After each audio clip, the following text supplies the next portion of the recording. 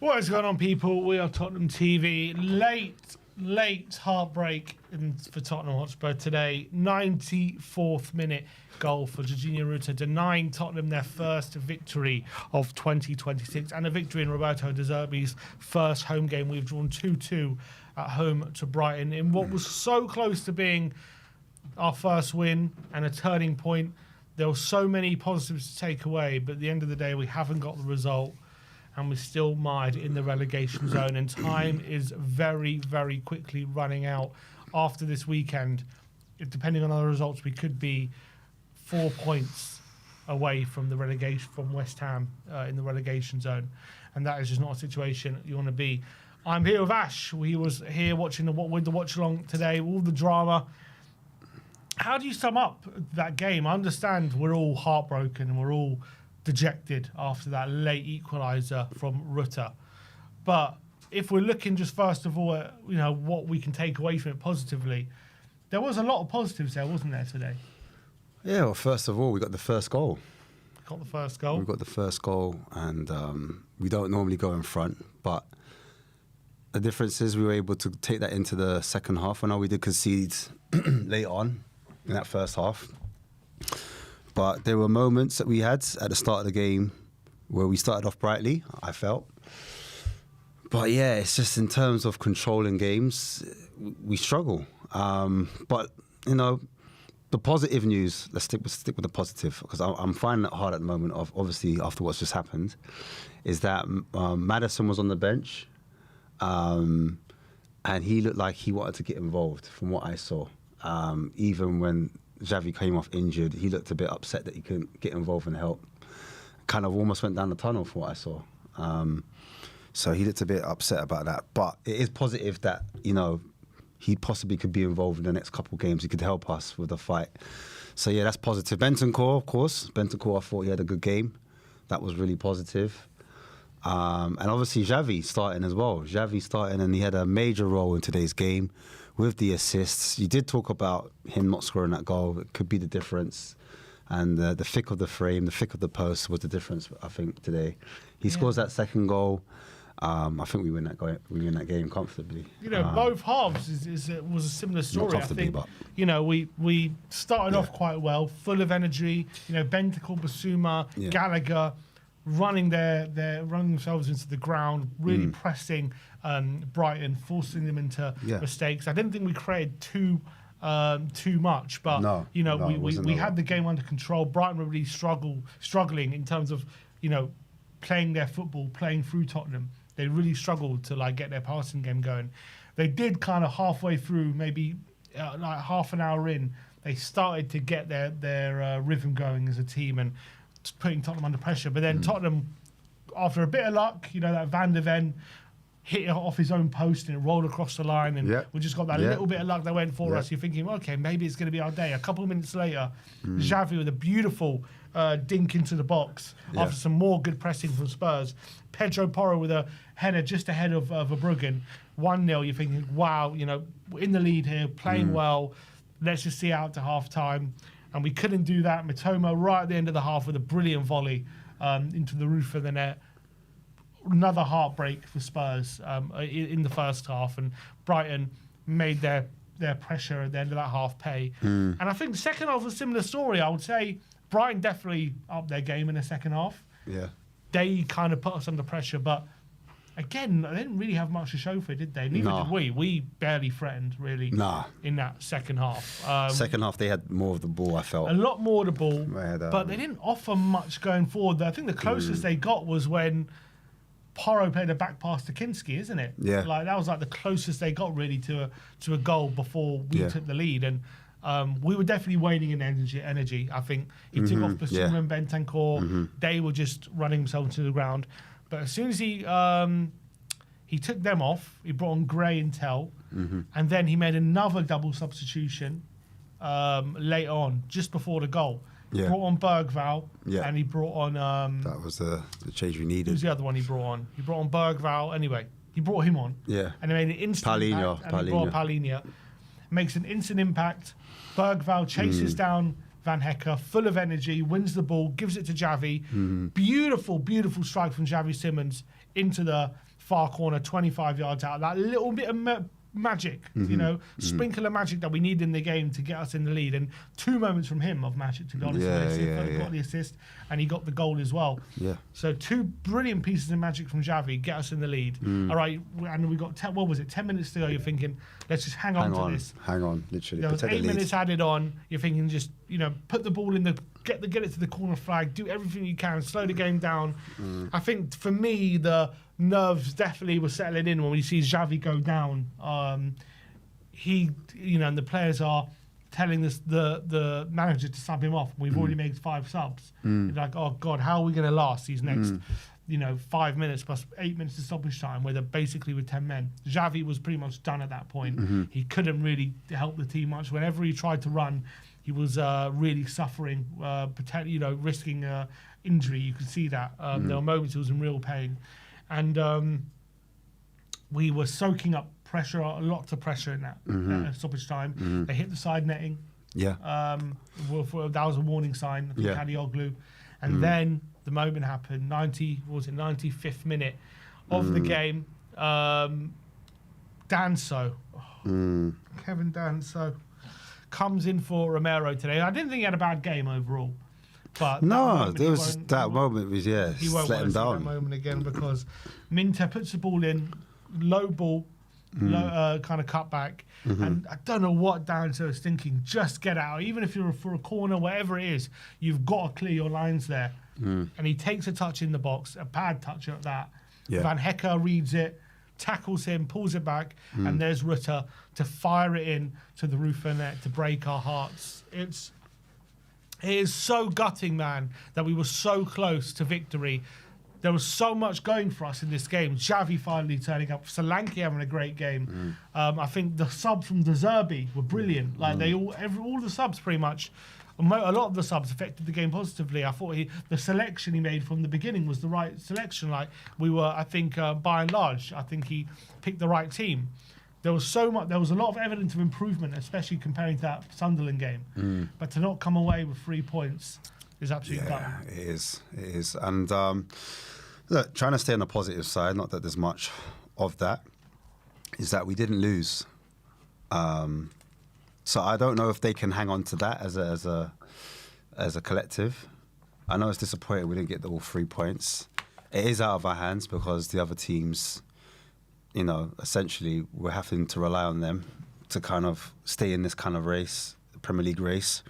But if West Ham win and Nottingham Forest win both of their games, which are both winnable games, then yeah, it's really looking spooky because we need a win. It's as simple as that. We've got 5 games left now.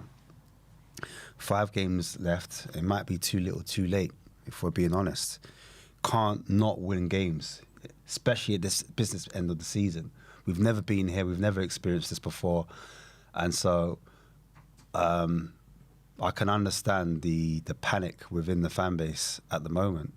I don't know if many people saw a draw coming, if I'm being totally honest. So a lot of people did probably expect a loss. There were some fans that were optimistic and expected a win. And we were, like you said, about minutes away from getting that. Literally, we were so close. And I think there are so many moments in this game, aren't there, we can look back on and think, what if, you know, after we took the lead, that moment a minute later, Xavi turns his man inside the 6-yard box and hits the post, and we don't make it 2-0. If we make it 2-0 then, you know, do we go on and win the game, or maybe go on and get 3 points at that point and put real pressure on Brighton, because it went from 2-0 potentially to 1-1, and that was a massive golden moment. And then obviously, you know, 2-1, Xavi cramps down. Sorry, even at 2-2, right at the end, we have a moment where we have a few men in the box, free, and Xavi goes the wrong way and gives it to Gray, and all of a sudden that chance was gone, and that was a crucial opening where even at 2-2, you know, we had a moment to win the game. Those moments, and then obviously the Danso mistake, absolutely crucial in the end. Even like Paulinho, when he was in that space, we're like, pass it to Paulinho, it's free. Pass it to him. I was like, Paulinho, pass it forward. Next it forward. We're like, oh my days, look at it. And just that final decision in that final third let us down in that moment. But yeah, looking forward, next game, heading into it is Wolves. I'm just thinking. You seem dejected. No, I'm just thinking. Listen, look. I mean, there's no other way to kind of call it. Even if we beat Wolves now, it's still not enough. Is what I'm trying to get at. Look, I think. Look, we'll talk about the relegation situation in a minute. But in terms of today, in terms of how De Zerbi managed the game, Oh, he was brilliant. I thought he was brilliant. I thought he was good.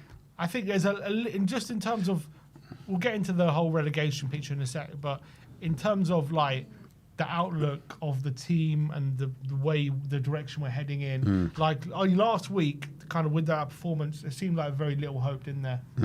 There seemed like there's nothing that can really get this team going. But today, we saw a lot of improvement in a lot of areas. We looked a lot more dangerous going forward. The energy was there from the team.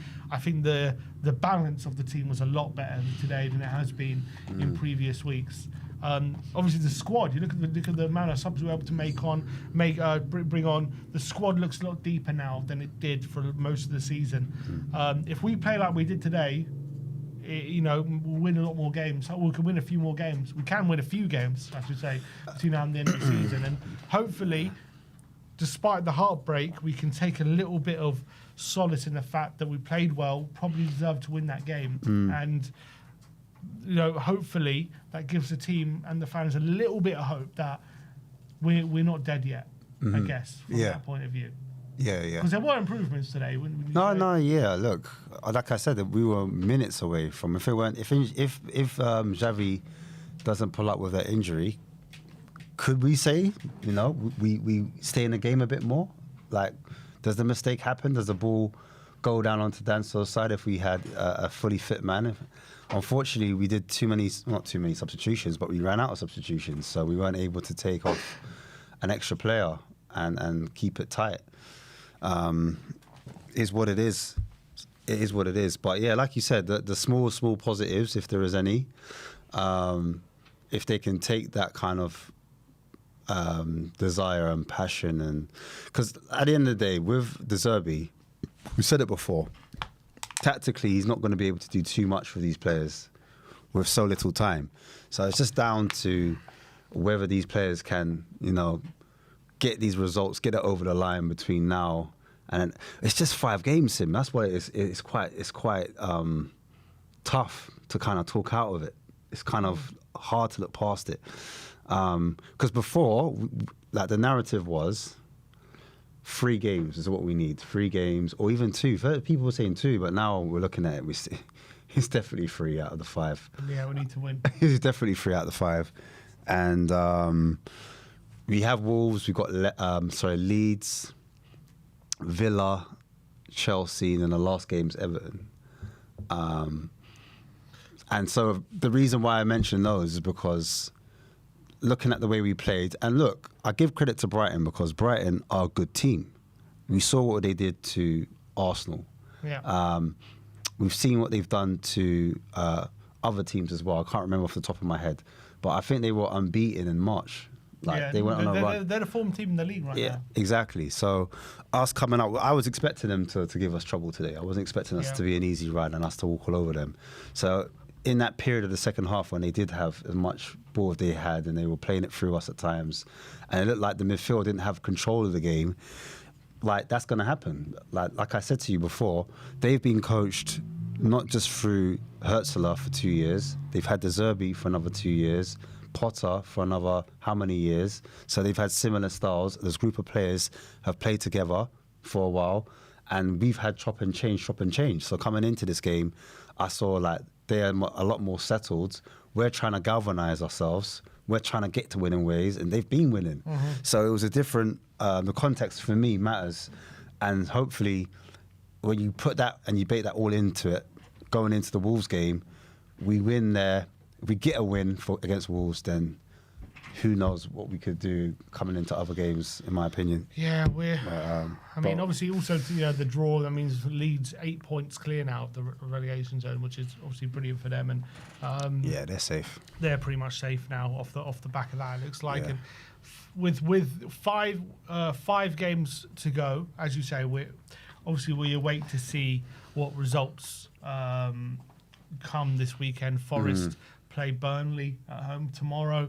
West Ham away at Crystal Palace on Monday. That draw obviously doesn't help us, as you say. We move, in theory, right now we've moved a point closer, but if results don't go our way, we could be both four. We could be 4 and 5. 4 and 5 points. Yeah, 4 and 5 points away That's, from that's safety. the reality. So that is the reality, albeit next. You know, you look at the fixtures for the other teams. If we can take positives out of this and start and They get have a hard win or run-ins. two, they do have hard run-ins, and we can potentially win. If we win next week, we've got Wolves away. If we win that, West Ham play Everton, not easy. Forest play Sunderland away. You know, maybe they drop points in those games, and then we play Villa away. I mean, that's going to be hard, isn't it? You know what? It's like, as a fan, you try to find ways to kind of make it fit almost. Do you know what I mean? You're like... When we play Leeds at home, West Ham play Arsenal and Forest play Newcastle. Not the easiest games. But look, no doubt about it. If we're being brutally honest, a point today is a hammer blow. It's a hammer blow. Yeah, we needed the free, Sim. It's a hammer blow to our safety hopes. We needed the free. Some people are saying we're all back down now after that. Yeah. Oh, this is the D-Day. I call it like, you know, this is the big game. This is like the final for us. This is right now, after that draw, what do you make our percentage chance of relegation? What was it like? Before the results this weekend. It was like 45, 47. I think it's going above 50 now. It must be in the 50s to 56, I'd say. 56 and going towards 60. Win? In the 60s, man. Because we just can't. You know what it is? We can't find a win. I know I'm saying win against Wolves. Yeah, but we haven't won, But we haven't won. Like, that's what it is. And that's why psychologically, today was a must win. You can't go throughout a relegation battle and not pick up a win. And it's one of the worst ways to not win as well, like to be able to like literally touch it and then have it snatched away from you. The psychological damage that can do to this already fragile team who are looking like during the game they're trying to build themselves up with confidence. Yeah. And to have it snatched away from them right at the death. It's weird because like the second half was a weird one because I felt they played better than us. But then obviously we kind of got a moment where we had a chance and we're like, oh, I kind of picked up after that one chance. Well, Paulini had that shot. Yeah, Paulini had that shot. We're like, oh, and then it felt like, okay, well, maybe we can get something. And then before you know it, the substitutions were made. Fast forward, Simmons is letting it go. Boom! Top bins, like, off the post kind of vibe. And then we think, yeah, we've got it. We've somehow got it. And then we're like, all right, cool. We're already thinking ahead, like, well, as fans maybe, but yeah, you can never switch off, man, on Spurs, man. You can never, and hopefully the players, you can't even learn. You can't learn. It's too late to learn. Do you know what I mean? They should always be switched on to the final minute. The way players were celebrating, jumping into the crowd, maybe that was part of the problem. Maybe they thought they'd they went a bit too early. They need to kind of. One of them needs to say, listen, reality is, calm down. You've still got the game to win. When that whistle blows, then we can go into the stands.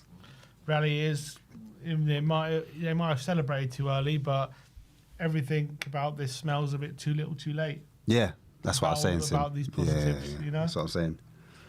It's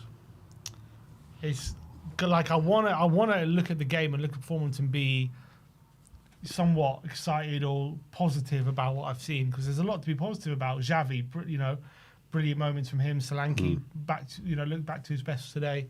Like there was a lot of positives about the performance, but without the win, it's hard to go overboard because reality is that draw might well have just sealed our relegation. Yeah, just there. That goal might have well just well have sealed our relegation. So I can't feel anything but absolutely gutted and disappointed that we haven't seen that out. And the way we conceded right at the end as well. Absolutely diabolical. Hammer blow. Absolutely diabolical. Who's your man of the match, though? Who would you give your man of the match to today? I give a man of the match. I didn't even know you could do that. Is that allowed? You can do it. Oh. We're allowing it. Porro, maybe? Xavi, of course. Xavi got the assist and the goal, so it's got to go to Xavi. I thought Porro played well, but Xavi, for those moments, I'll give it to him. Xavi probably deserves man of the match, but he's also part of the reason why we didn't win. You know what I mean? Yeah, it's true. Which is really frustrating. Yeah, because it's true. he was probably our best player. It's not his fault he got injured, though, is it? No, not that. Well, first of all, that partly, but also, that chance right at the end of the half. Oh, yeah. He's got to score that. And also right at the end of the game. Will you not say that's unlucky, though? And right at the end of the game, he's got to score. No, I think he's got to bury that. He's got to bury that in the one in the first half. He had time and space to finish it. He's trying to be really cute. He's trying to be really cute and just delicately put it in the corner. Just smash it. And you're so close to the goal, they wouldn't have no time to react. Yeah. No you time. put your foot through it. You put your foot through that, it's a goal, I'm telling you. I think he screwed that up. Or he could even passed it to Moani. Moani's completely free. Yeah. So that's got to be. That's what I thought he was going to do originally. Before he cut and done him, I thought he was going to pass because Moani's there, and I thought, oh, he's lost it. But then he cut him. I was like, oh yeah, and it's like, yeah. Anyway. But you can't put. But he's the only one today that came up with anything. Brilliant assist and a brilliant goal, and he was the only one who came up with bits of magic. Yeah. So I can't exactly sit here and blame him. No, you can't. You just got to give it to But he's Jazz. also part of the reason. I think Porro had a really good game. So who's your man of the match was then? good. Van de Ven. I'll probably give it. I think I'll give it to maybe Bentancur.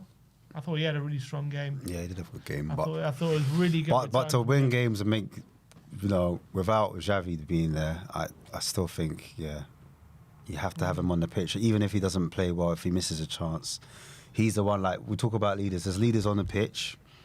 There's leaders in the dressing room. There's leaders that communicate, and there's leaders with the actual ball itself. There's different types of leaders, in it, all over the pitch. And Xavi's a player that even when things aren't going right, you can look to him and he can make a difference. Do you know what I mean? And that's the same with any football team. You look for your talisman. You look for the player that's the best on the ball. And unfortunately, this hasn't quite happened for us. All right. Well, that is your instant match reaction to the Spurs' brutal 2-2 draw at home to Brighton. Now it's your chance to have your say. Let me know, is that draw fatal? Did it give you hope that maybe we could still spark a survival charge? And is there positives to be taken? Is that should be the main takeaway? Or has that draw all but confirmed our relegation? Put your thoughts in the comment section below, and now call in and have your say on today's game. We're going to get Chris on, who's right outside the stadium, ready and waiting. Chris, how you doing, my friend? I'm hurting, man. I'm hurting. Yeah, it's a tough one to take, isn't it? Really tough one to take. It was. It's just one of them games where we had to win. We had to win today, and that goal in the 94th minute killed us. It killed us completely. And I thought second half we were poor. We were poor that second half, but then a moment of brilliance from Xavi Simons, which should have won us the games, but it didn't, obviously. And now we're sitting here, well, I'm standing up here, and I feel like we're gone. I think we're gone. You think that draw is fatal? You think we've got too much to do now? It's not just that; it's the fact that I think the psychological effect on the players as well. We needed that win. We haven't won a game all year in the league, and we were so close to it for the first time as well. We were so close. We took the lead twice. We should have had a 2-goal cushion. Xavi should have scored when he hit the post, or he could have squared it to Kolo Muani, and Kolo Muani would have tapped it in. But it's happened now, and I think the way this game happened and the way it played out, it's just written in the script for us to go down. It's our luck. The goal last week against Sunderland, the deflection that went in, it's just our luck, unfortunately. Yeah, I think you're right, man. Any positives you could take away from this game, though? Any standouts from particular players that you thought played well? Or Well, I mean, I think the first half was brilliant from us. I think Xavi Simons had a really good game overall. So he's having a positive. I think the second half, there was not many positives to really take, because I thought we came out and we looked shocking in the second half. And I do think Brighton deserved to get a draw, to be fair, in the way they played in that second half alone. But the fact is, we should have gone in at half-time by at least 2 goals up, or 1-0 up. But we didn't, and it costed us today.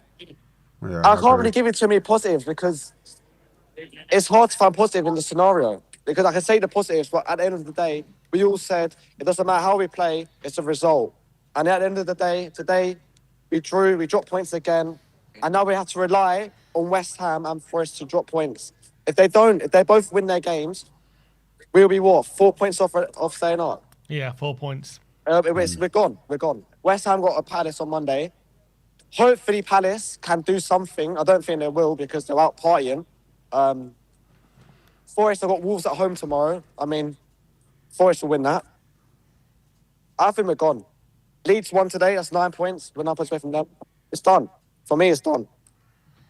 What was the feeling like in the stadium today when the whistle went? Was it utter dejection? Was there any sort of like reaction in terms of positivity that we actually played well, or was there boos? What was the kind of reaction? No, there was no booze today. It was more like a frustration, like the way we almost had it, and everyone was saying to each other like, we just had to see it out today. Just had to see it out, and we didn't, and it's just frustrating. So you can't boo that because I think the players actually showed fight today.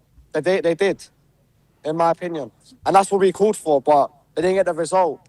And my full-time like feeling there was my heart was sinking, man. I was just done. I just felt sick. Like it just confirmed it. Like feeling around the stadium was a bit down, pretty much. But yeah, go on. And when Xavi Simons got injured, that cramp, whatever it was, that's when it was nervous around the stadium. You could feel it in the air, that there's tension going on, and you could feel something was going to come. It's just so frustrating, man. But is there not? Do you not think maybe is there a feeling that with De Zerbi at the helm, there were signs of improvement today, and if we can carry on like that, if we can beat Wolves, maybe we could win some games between now and the end of the season. Maybe we can win enough. I'm so positive. Does three wins still keep us up? What, 39 points? It just depends because it's not in our position. It's not in our ball anymore. The ball's not in our court anymore. It's not in our court. We have to rely. Regardless if we win against Wolves, we're still in that relegation zone, depending on Forest or West Ham, and that's the worst position we can be in because now we have to keep going. We'll beat Wolves, for example. Yeah, we can maybe beat Wolves, but then we have to hope that West Ham and Forest lose or draw as well. Yeah, it's positive. I said at half time to one of my friends. I said to him that this is the best we played all season long, and yet it still feels like it just still feels shit. And it took what was Danso doing, by the way, for their goal? Don't. What was he doing? Surely as a centre back, you clear the ball away, clear it out to put it to Rose Ed, clear it for a corner even. What are you doing, dribbling about with it, messing about with your own box, and then they go and score straight after? And we all called for Danso to start because he's actually solid, but that was just a moment of madness, man. What did you make of Kingsley? Should he start over Vicario in the next game? Yes. I loved him today. I thought he's safe hands. He's safe hands scoring. His distribution's actually all right as well. And I don't know, man. It don't matter who we start, man. It doesn't matter because regardless, I think we're gone. But all I know is even if we beat Wolves next week, does it not change anything? If West Ham lose this weekend and Forest somehow lose tomorrow, this is a massive point for us. But if they go on to win both their games, then we're in trouble. And then I can't really say about the Wolves game because are we going to beat Wolves away? Are we? Do you believe that? I don't believe that. Maybe we haven't won a game all year. I know Wolves are the worst team in England, but on our form, well, not in England, sorry, in the Premier League, but on our form, we're the worst team. Can we beat them? Can we go there and win? Wolves are a bogey team. We couldn't beat them here. We got battered by them last season. They're a bogey team. Wolves. Anything positive? Come on, give me something. Come on, we need some coke. No coke. What about Championship? Are you will you be going? I mean, it's hard. No, I would love to. I'm normally a very positive guy, but I'm done being positive and being happy about this, man. Because at the end of the day, I've told you I've been positive all season long about this club. I've said, you know what, done well today, or we could have got 3 points, could have done this, could have done that. But no, we're at the point where the only thing that matters is the result, and the result's not positive today; it's a negative. And the result, and the performance like I said, the second half wasn't that great. It wasn't. So it's hard to bring you positives, apart from Xavi Simons maybe. And I'll give you another negative now. Colin Muani. Yeah. Oh my God, he's so frustrating to watch, man. He's so frustrating to watch. Honestly, on our right-hand side, he let us down so much, especially in that first half. Oh, Well, Chris, look, appreciate you coming on, mate. and I appreciate you guys giving having me on. No worries, bro. You have a safe journey home. Hopefully, you're wrong. Hopefully, we can turn it around. I hope so. I hope so. Appreciate your views, Free mate. flag today, boys. Up the Spurs. Come on, there's one positive. You got a free flag. Yeah, that's one positive. All right, see you guys later, man. See you later, Nice man. one, Chris. Take care, guys. Bye-bye. God, so Chris says he thinks that's us done. One other thing we didn't mention as well, that penalty decision that we should have gotten in that first half. Didn't they have a penalty decision as well? Them, Didn't they have one as well? Or not? we should have had a penalty, I felt. And that chance when we were in on goal and they blew up for a foul because Oh, yeah. we were a doggy as well. So the referees, again, playing their part in this game. Let's get Nate on. Hey, Nate. Nate, dog. Guys. What up? Yes, Good to sir. see you, man. It's good to see you, but it's look, Yeah. it's another tough one, isn't it, today, Nate? What Yes. what was your overriding feeling after that game? Just gutted, man, because like this game felt a bit different because at least with the other games, it's like, okay, like we know we were shit, like we played bad, it was horrendous, and we were angry and frustrated. But this one was more so like we had it. That one felt like ours. And I know Brighton had some good passes of plays throughout the game, but that one felt like ours. And just watching those players' reaction as well at full time, it's like that, specifically that loss felt like a dagger. Like I feel like at least if we lost like, you know, in a way that was like, okay, like we're actually really bad, then it might have been like, we'll just go again. But that one felt like a dagger because we played so well. We gave it our all. And then at the last moment, it's still not enough to get a win. It's tough, man. Like I felt we were going down like after Forest, to be honest. But now I'm just, I want to believe, but I just can't because we played so well at times throughout that game, and it still wasn't enough. You know? Do you not think there's maybe stuff we can take away from this game, improvements we've been making under the manager that for the last 5 games? Can we take them into the last 5 games and maybe get some sort of positive results?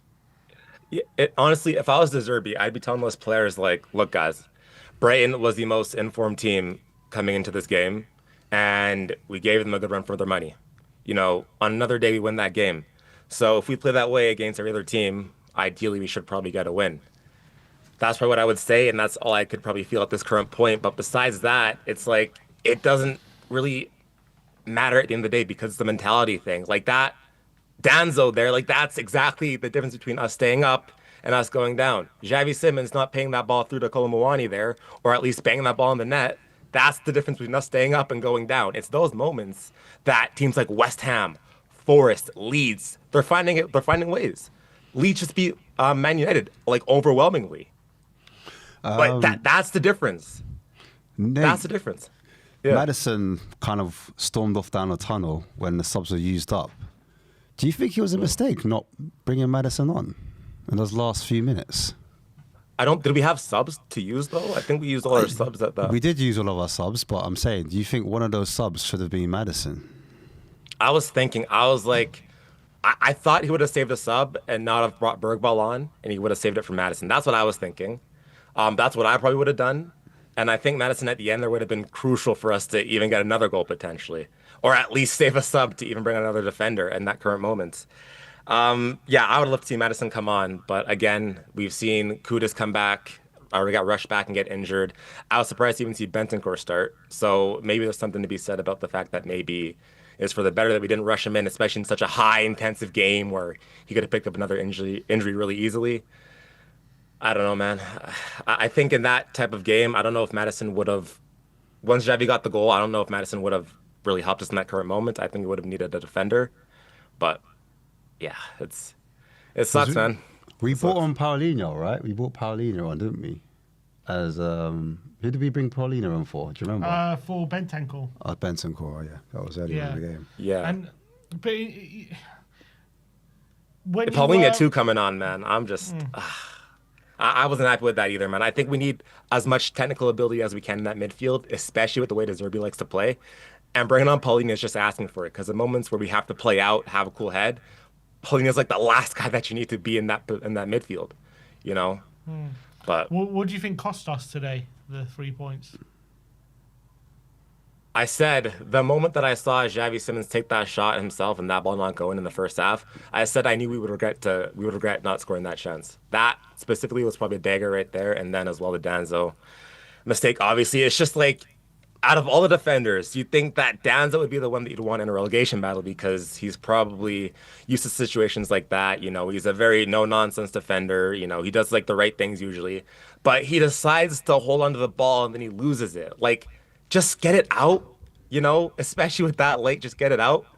Is that sackable offence for Danso? Is that, would you like say, look, we need another defender?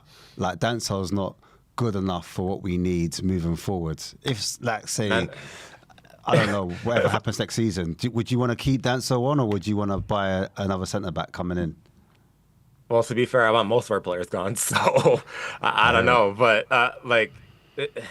sackable offense. My thing is just like, who's going to step up? That's what I'm looking at. And that moment right there is like, all right, cool, you can't cut it. Who's up next? That's what I'm looking.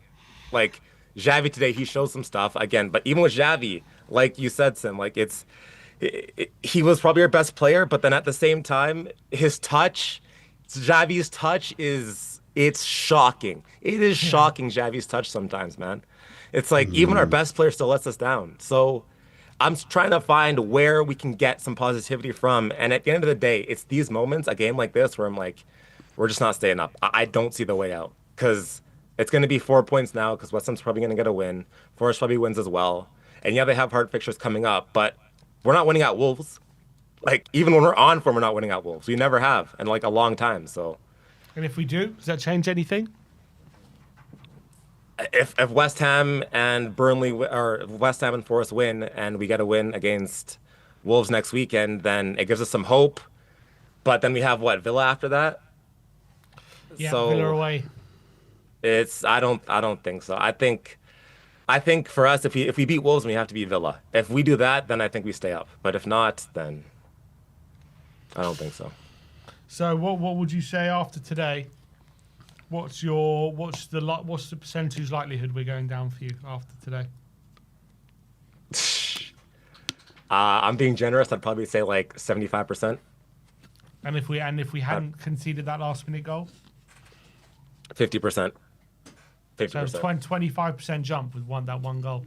I think so because the way that we lost that game, that showed again the mentality of these players is just not there. Like West Ham would have saw that out, Leeds saw that out, Forest would have saw that out, but we didn't.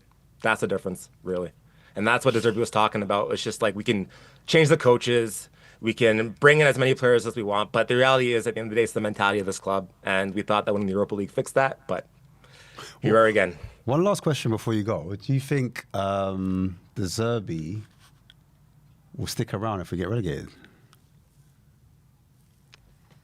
I mean, I think so, because like unless he's just gonna leave and leave all the money on the table, then I think he sticks around. I don't see why he would leave because he said he would stay.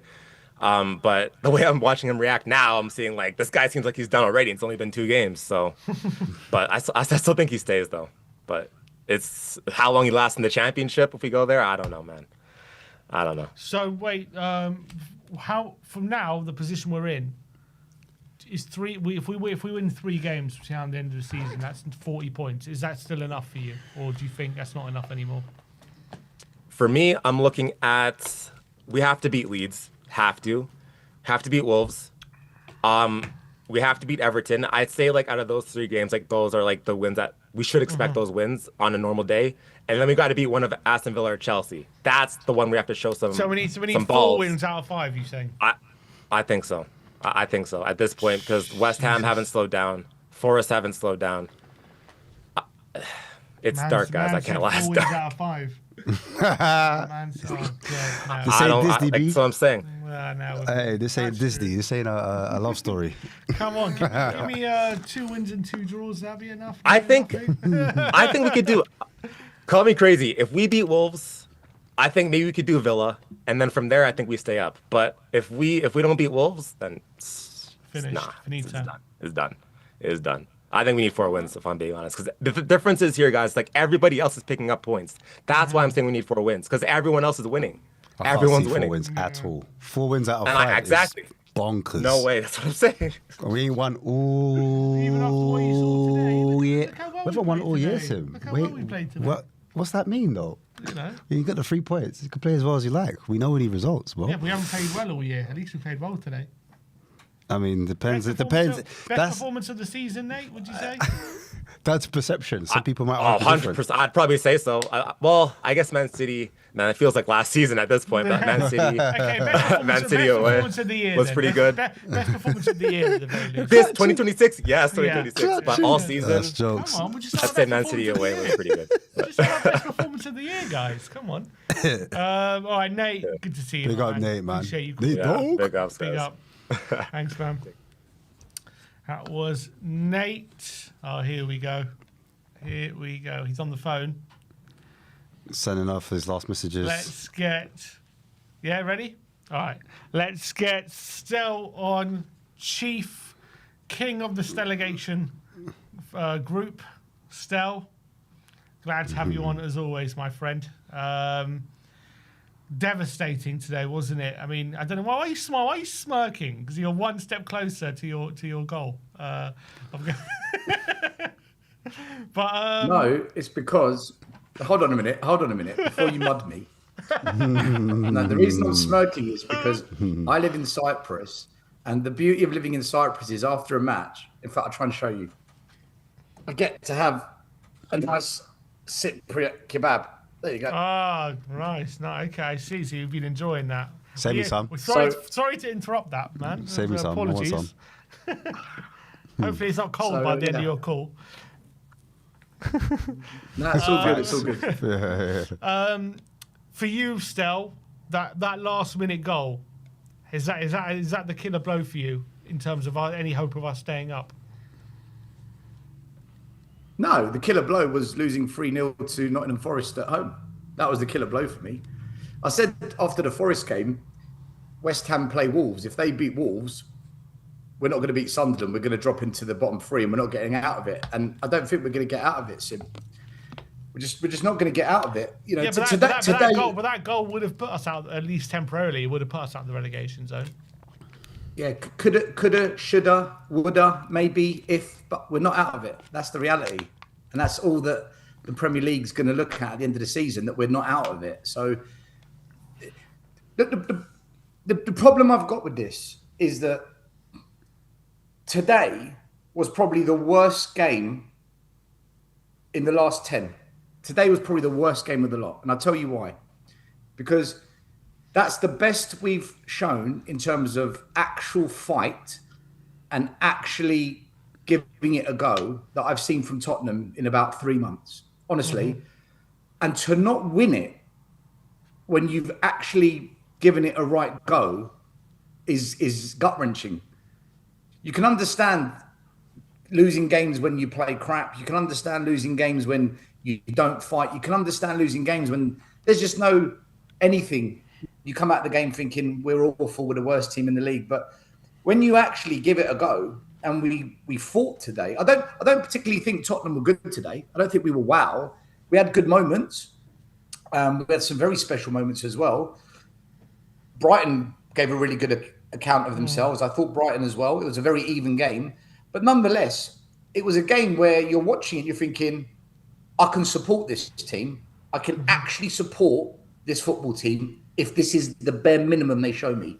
So to not win it when you've actually done that, I just don't see how we get out of relegation, Sim, because that's the game you've got to win. That's the one you've got to win because you're actually doing well, you know. And to not win it, that's how teams get relegated.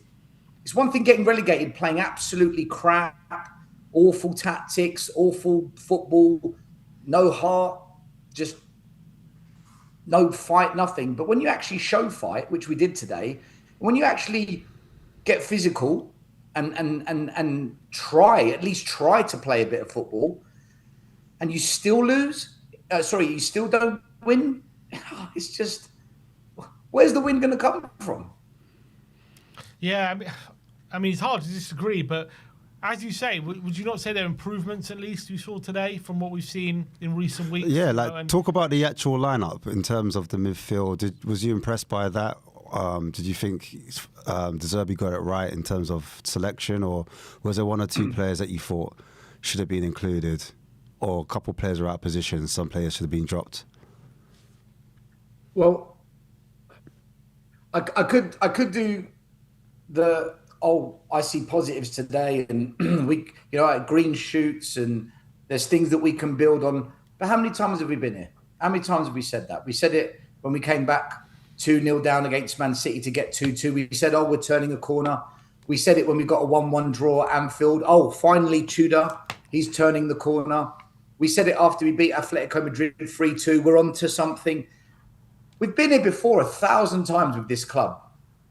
We actually look like we're going to do something, and it always ends up in heartbreak.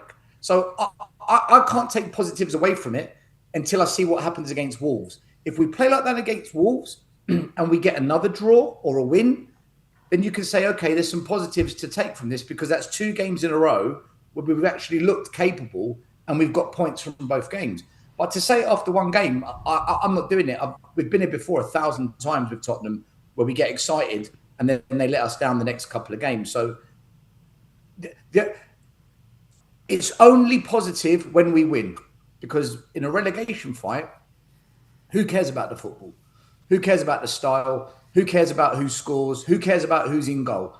If we win, no one cares, because we've got the points. So if we're not winning, there's no positives for me, because relegation, you need wins. That's the only way we're going to get out this bottom 3. Team selection,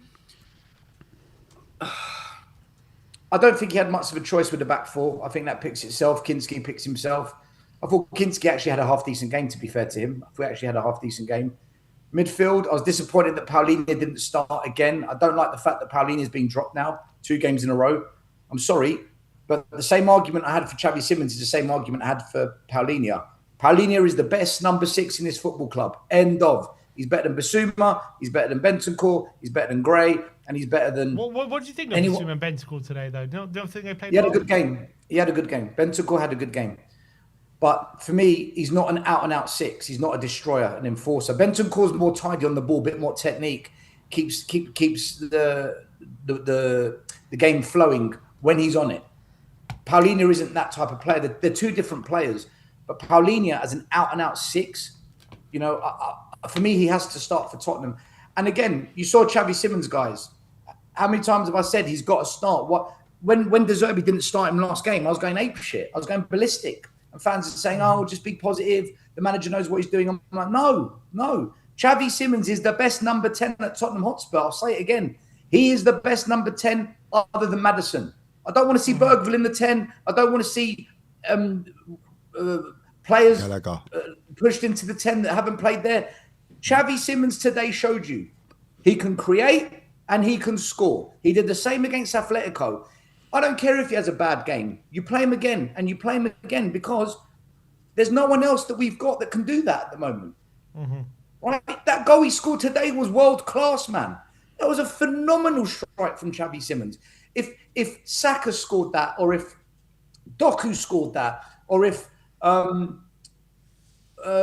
Szoboszlai scored that, everyone would be saying, what a player, what a goal. But because it's Xavi Simons, that was a brilliant goal. Sensational stuff. And his assist, what a delicate little chip. It was, dare I say it, Christian Eriksen-esque. Am I allowed to say that without being called dramatic and over the top? That's what he can do. But he's got to play every single game, guys. So for me... That moment right at the end of the first half, though, if he scores that, makes it 2-0, could have been a different game. Yeah, look, he's not perfect. But Sim, the fact he's getting into those positions and he's getting himself into dangerous situations where he's either testing the goalkeeper or it's coming off the woodwork. You don't see that from Solanke. You don't see that from Moani. You don't see that from Tell, Richarlison, nothing.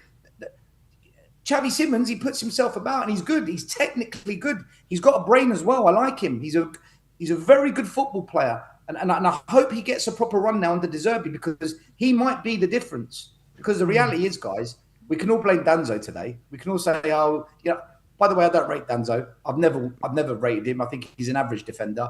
And today he showed you why he's average. But there's no point blaming Danzo. There's no point blaming the defenders. Why was no one at the back post for Mitoma's wonder strike? By the way, that was a great strike as well. He made that look easy.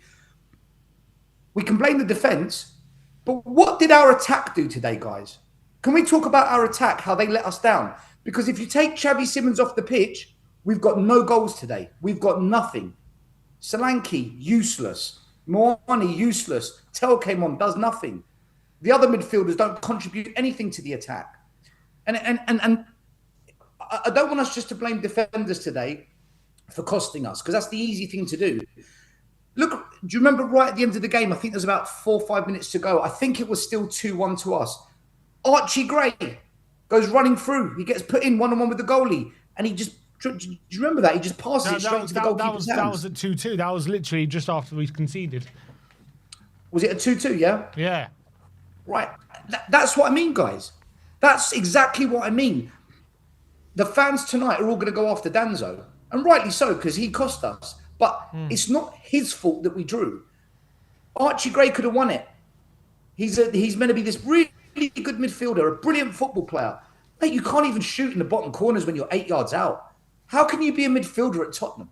What midfielder does that? And then you look at the attackers.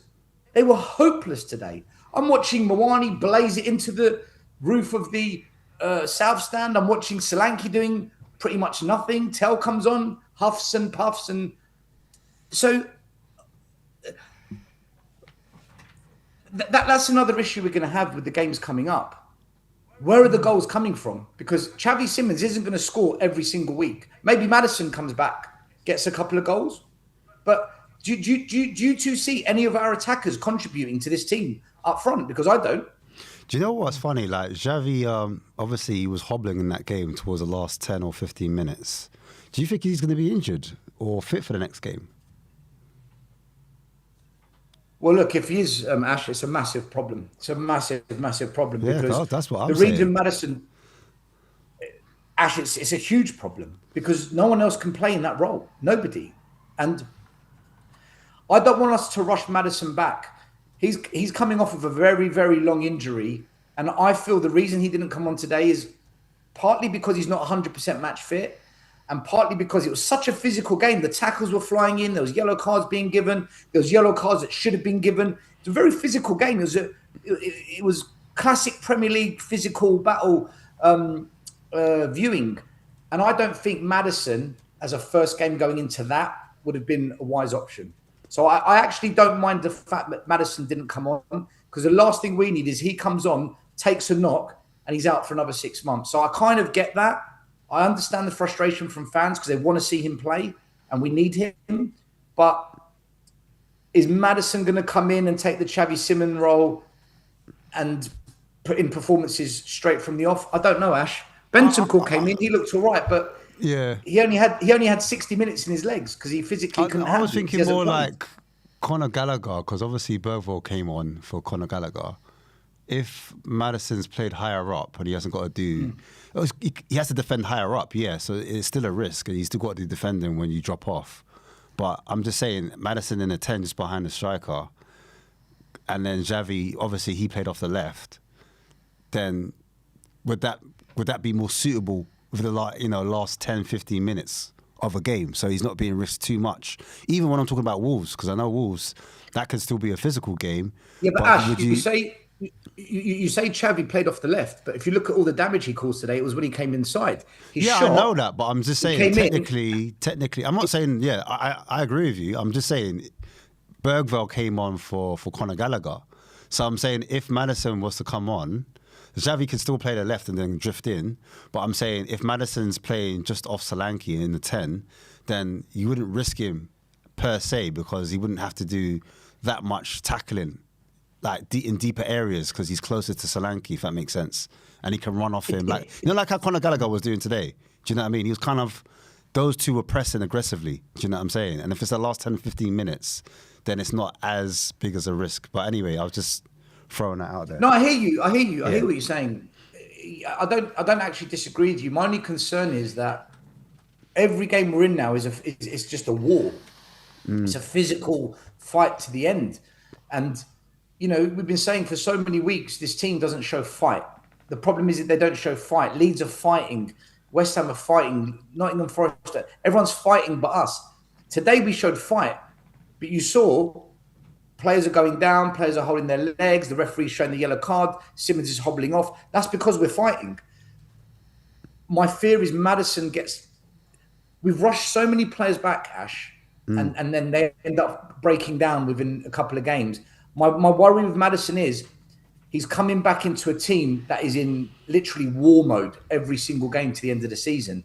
And we're going to come up against some really physical sides soon. Like Leeds is going to be World War III with them. I'm telling you, they're going to give it proper, and we're going to have to match them.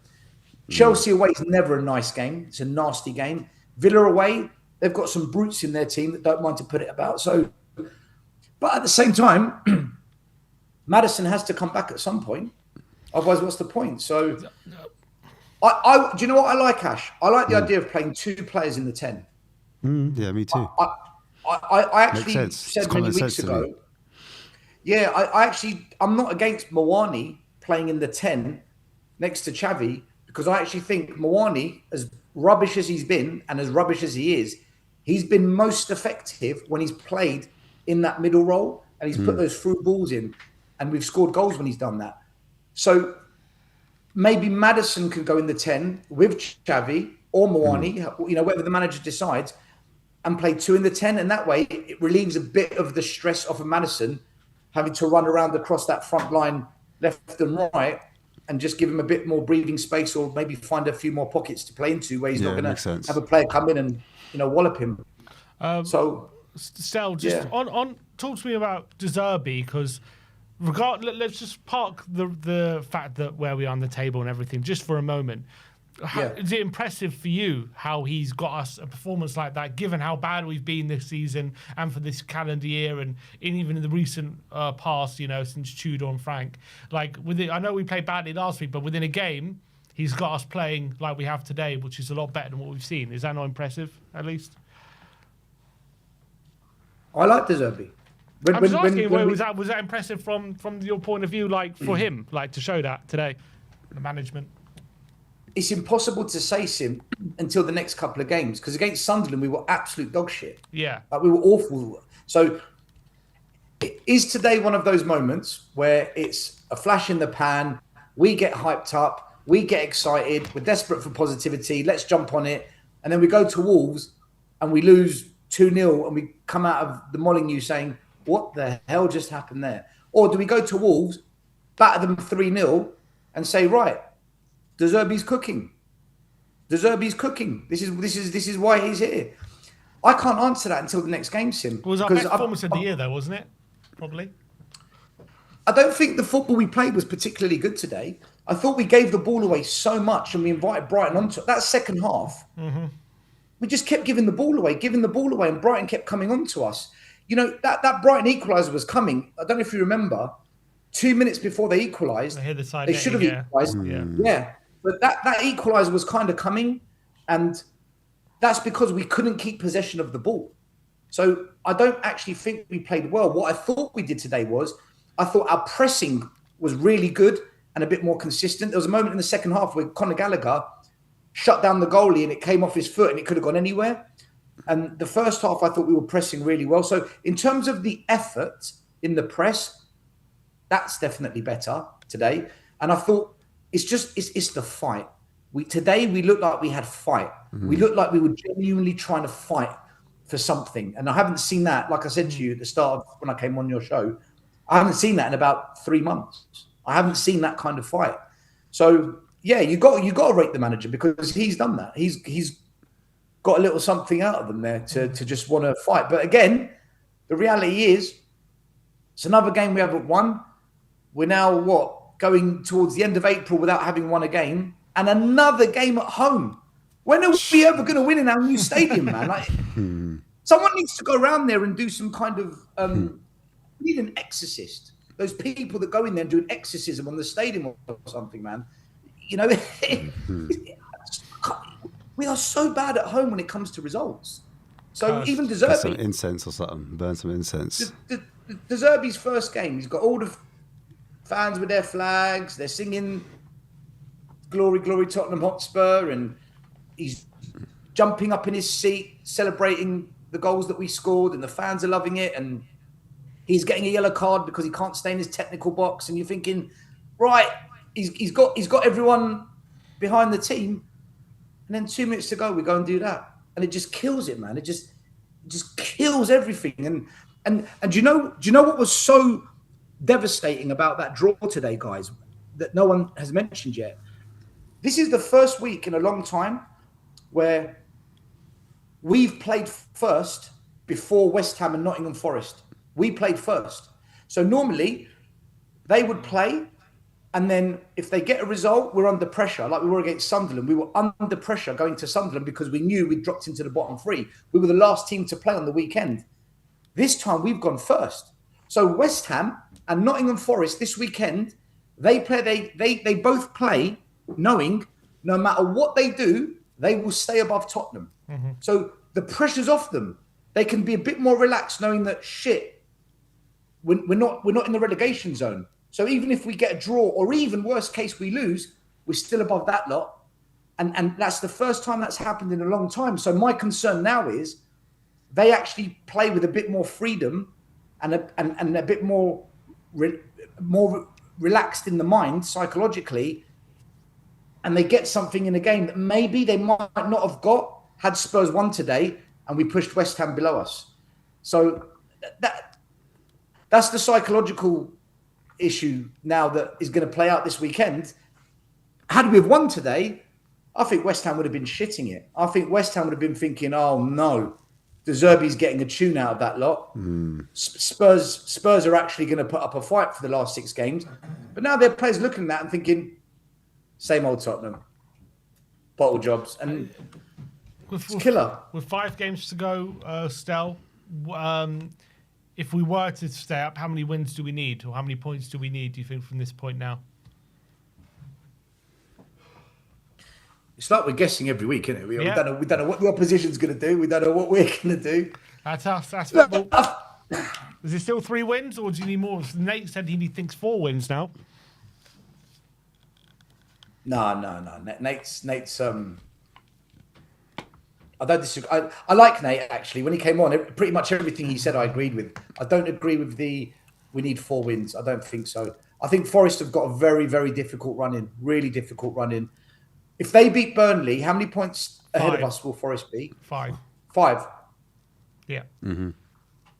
And if West Ham win, I don't think West Ham will beat Palace, by the way. If they don't, then if the West Ham don't beat Palace, if they lose, is it advantage Tottenham after today's result? Why is it advantage Tottenham? Because we've shown some fight, we've gained a point on them. All of a sudden, we're getting closer. Yeah, be 1 point. We'll be 1 point away from them if they don't win. Sim, that's one of the most deluded things you've said in a long time. Oh, it's a question. How is it? How is it advantage Tottenham when we're below them? After this week, we've gained a point. Shad had a good performance. All of a sudden, gaining advantage us. Do we get the advantage?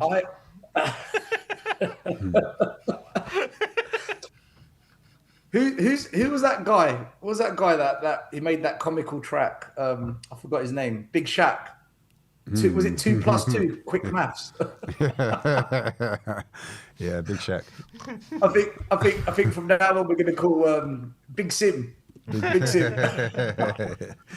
Big Sim, Aye. Big Sim. I reckon.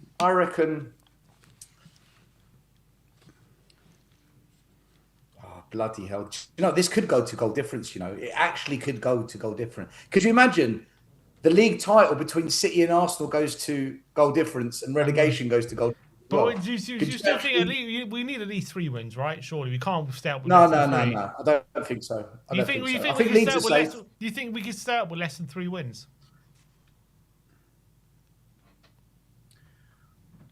I think we need 2 wins. I think we need 2 wins. In fact, let me forget this wins. I'll tell you how many points we need. 7. So How many points are West Ham on? Sorry, guys. They're on should 31 know. and with the game in hand. Right, So 31. 1 point So ahead let's of say us. 1 point ahead of us with the game in hand. Okay, let's say they draw 32. 2, then we beat them 33, so it's 3. Then another game is said 2, so that's put us 35. We're on 31 points, yeah? We're on 31, 30. Yeah. I think Yeah, 30 we're on. I think 6 points might do it, but most probably I think 7 points is what 31, 131, yeah. I think 6 points will just do it, but I think 6 points might do it, but I think 7 points minimum is what we need. So 2 wins and a draw, or a win and 4 draws, which isn't going to happen with 5 games to go. We need at least 2 wins. At least 2 wins. I think it's fair to say, guys, if we don't beat Wolves, It's done. It's done. Yeah, It's Romeo done. Because we're not going to get an easier game than that. And of course, I can't remember the last time we beat Wolves. Yeah. I really can't. They always seem to have our number. Can we get a 1-0? Can we get a 2-1? But then you're trusting our defenders to hold their nerve under pressure, which again today they showed they can't. And we're trusting our attackers to actually create and score, where we have seen multiple times they're useless. And it took our number 10 and our right back to save us today. Still, De Zerbi's been talking his press conference. He says, this team is able to win 5 games in a row. He said, it's difficult to hear my words, but if you watch my players and analyse the level of the players, I think we can win 5 games in a row. It's not to be arrogant, especially now, but we have enough quality to win 5 in a row. It's got to tell him that. It's got to tell him that. It's got to tell himself that. It's got to tell... That's what De Zerbi said.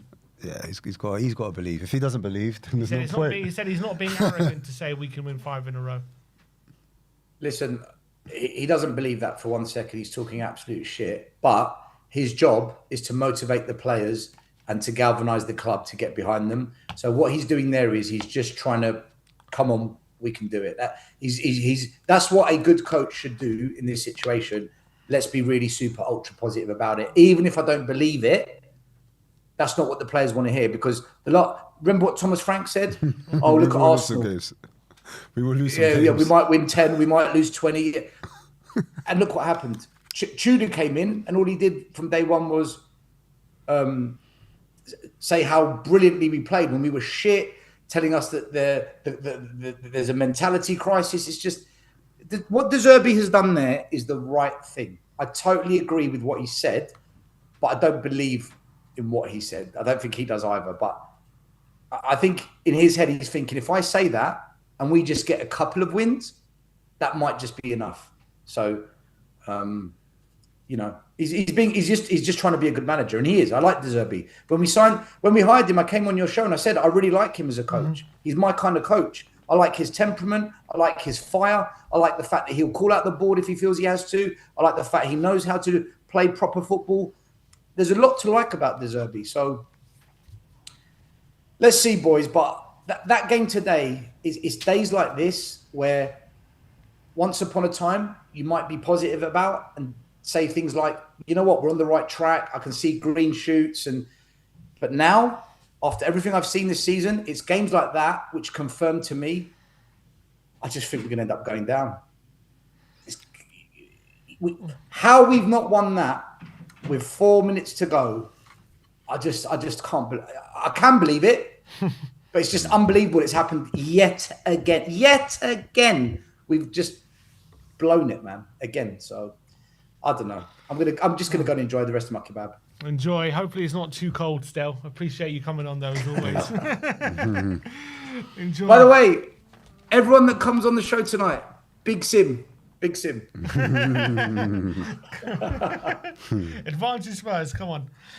Big up, Stel. Big up, nice Stel, to see you, man. Big Love, up. bro. Take care, guys. All right, that was Stel. Let's get. Let me just see if there's any more quotes coming out from De Zerbi. About 5, 10 Man minutes. United have taken the lead at Stamford Bridge. Just seen. He talked up the atmosphere, said it was an incredible atmosphere today. We're incredibly lucky to work for this club and to have these fans. You would think we were fighting for Champions League with the atmosphere. I'm so sorry for the fans. Until the end, we will fight every game and give our best. That's what he had to say. Look, he was saying it's not over. There's 5 games to go. We can win all 5. Let's keep going. Let's see if Christian believes that. Christian, let's get him on. How you doing, my friend? Nice to see you. Thanks for it. All right. Look, what was your overriding feelings today? So here's the. I'm gonna start negative for a second, and then I actually have some positives. So I think you guys would agree. It's just being a Tottenham fan sometimes is just cruel and unusual punishment. Just when they give you hope, it just snatches away. I tell you the biggest thing. I love the fight, and I think that's awesome. And I think that if we play like that and show that fight, it gives us a chance to get out of this. I think at the end of the day, it gives us a chance. The thing I'm sick of, I am so sick of getting beat because of mental mistakes. That goal Brighton made at the end of the first half. Man, great shot, but he's unmarked. So, mental mistake. And then Danzo at the end. He played pretty well, and then at the end he just checked off, and there we are, another mental mistake, and boom, boom, 2-2. So it really frustrates me, these mental mistakes. I think the other thing, that I think you guys would agree with, I feel like Simmons needs to start every minute of these last couple games. I would not take him out, because I think he is the kind of player that can score goals and could spark something. And maybe when he can move. Yeah, that helps. Yeah. Well, that's it. You could tell. I was sitting next to a guy, and he said that's a Charlie horse cramp. That's just a cramp. So, have him drink some pickle juice before the game and get out there. Brilliant. Yeah. I mean, I agree. Xavi really showed what quality he's got, and I think it's so frustrating when he's not on the pitch. But obviously, he was I wouldn't say equally frustrating today, but he definitely had some moments, didn't he? Right at the end of the first half, he's got to bury that chance, doesn't he? If it's 2-0, it's a difference maker. That could be different. Right at the end of the game at 2-2, we had that opening right at the end before full time, which Xavi seemed to get in people's way, and the chance was gone. But look, also the cutback as well. We forgot about that. The cutback where he's in the 6-yard box, and if he puts it across the 6-yard box, Lanky's there, but he doesn't do it. Yeah, I mean, so there's some moments, but for you, after that goal went in the final minute, there's obviously 2 ways you can look at today, isn't there? There's positives. We showed fight, probably our best performance of the year at the very least, and if we keep playing like that, maybe we give ourselves a shot of staying up. There's also another way is, if Burnley and West Ham both win, regardless of how good we were today, it could be too little too late. Where do you sit? All right, here's where I think. I've looked at this, and I'm still holding out hope. I mean, and maybe I'm the kind of fan that maybe I'm delusional, but I'm going to hold out hope until there is nothing left, until it's done. But really, I think Crystal Palace is a good team. I mean, let's look at it. We have to catch. I think we're either going to catch either West Ham or Forest. That's what I think. I think Leeds. I think they're going to have 8 enough. Points clear. They're 8 points away from us now, aren't they? Yeah. So I think they're going to be all right. But I think I look at West Ham. I mean, I think Crystal Palace. I think they're playing Crystal Palace at Crystal Palace. So I think Crystal Palace will win. They have Everton, Brentford, Arsenal, Newcastle, and then Leeds. Leeds is the only one, but I just think by that time, I just don't think they win any of those. And so I think we look at that, and you look at our schedule. You said it before. I think the Wolverhampton, that has to be a win against Wolves. So we have to win against Wolves. How many times have we gone to Aston Villa and just kind of pulled out a performance? I think if we win at Wolves, who knows? Maybe we win at Aston Villa. And then Leeds, we win against Leeds. Boom, there we go. Chelsea away, that's going to be a hard one. But Everton at home, the last game of the season, I feel like we can get a result there. Maybe even take a point away. So I think I look at it. I think what it's going to take for us to stay up. I think it's 7 points. I think it's 2 wins and a draw. And so what I think is going to happen, my prediction is, I think that we're going to beat Wolves. We're going to win against Wolves. We're going to win against Leeds. And then either Aston Villa or Everton on the last day. We're going to get a win or a draw to keep us up. That's my prediction. So for you, like today, so you're more looking at today as a positive, the fact that we showed a lot more than we have shown maybe in previous games? I mean, a little bit. It's heartbreaking. Here's the thing. Last week I was talking with a friend about this, and I said, I don't know how I feel. Put it on me. It's my fault. The loss is my fault because I said this. I looked at my friend and I said, I don't know. I just have a feeling that we're going to draw. I just got a feeling we're going to get 1 point.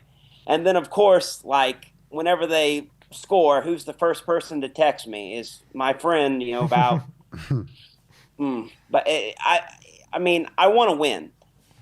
That being said, like there's still a way out. And I feel like if we play like we played today, we can get out.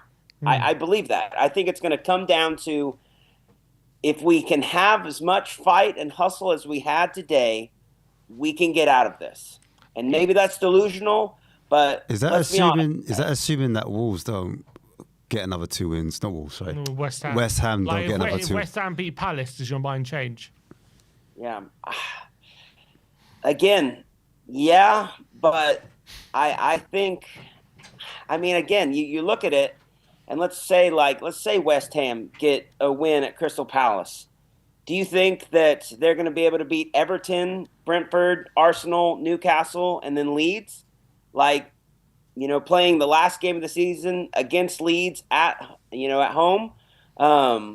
Maybe they can beat Leeds, but I just think even if they do, I think, like I said, 7 points is what's going to keep us safe. And then you look at Forest. Like Forest, if they can lose to Burnley, then they got Sunderland, Chelsea, Newcastle, Manchester United, and then Bournemouth. I don't think they'll be favored in a lot of those games. So like we could possibly catch them. Because I think they said they were 5 points ahead of us. So I think the 7 points, I think that's what it's gonna take. Maybe 6, but I think 7, and I think that'll do the trick. I mean, it might be close, but I think 7 will do it.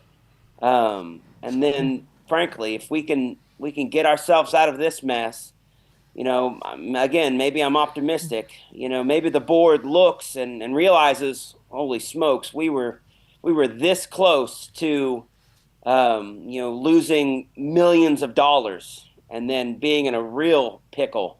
And maybe they scrap some people or scrap to whatever plan they have and invest in the team. Who knows? I mean, again, maybe that's delusional, but I'm gonna keep being positive until until I can't be positive anymore. All right, we need some copium here. We need some positivity because everyone seems resigned to relegation at the moment. It's hard to see a pathway out of it.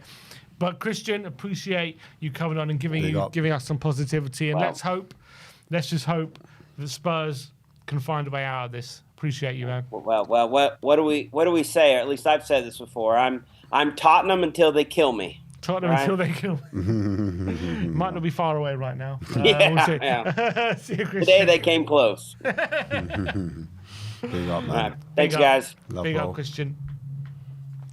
That was Christian. Half time at Stamford Bridge. It is 1-0 to Man United in that game.